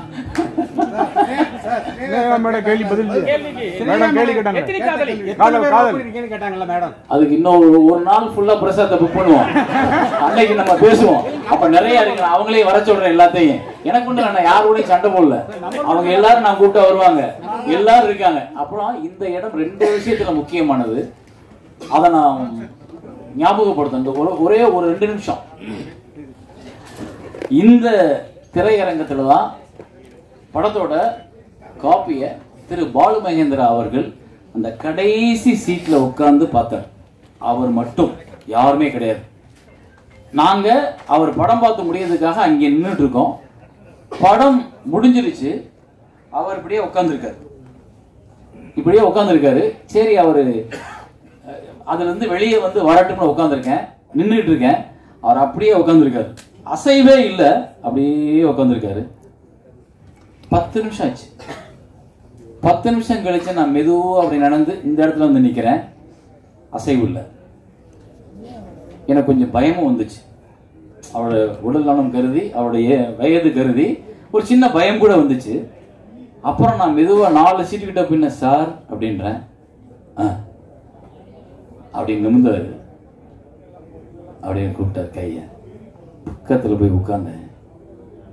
கை மேல பிடிச்ச அவர் இறுக்கி பிடிப்பார். அந்த இறுக்கி பிடிச்சாரு. அந்த படம் ரிலீஸ் ஆகல, படத்தை யாருமே பார்த்தது இல்லை அது வரைக்கும். அவர் தான் ஃபர்ஸ்ட் பாக்குறாரு. உன்னை இந்த தமிழக மக்கள் தலைமையில தூக்கி வச்சு கொண்டாட போறாங்க அப்படின்னு சொல்லி இந்த உச்சி மண்டையில எனக்கு முத்தம் கொடுத்தார். அந்த இடம் இது. அது இப்ப எனக்கு ஞாபகம் வந்தது. அந்த மனிதனை நான் வணங்கணும்னு நினைக்கிறேன். நன்றி.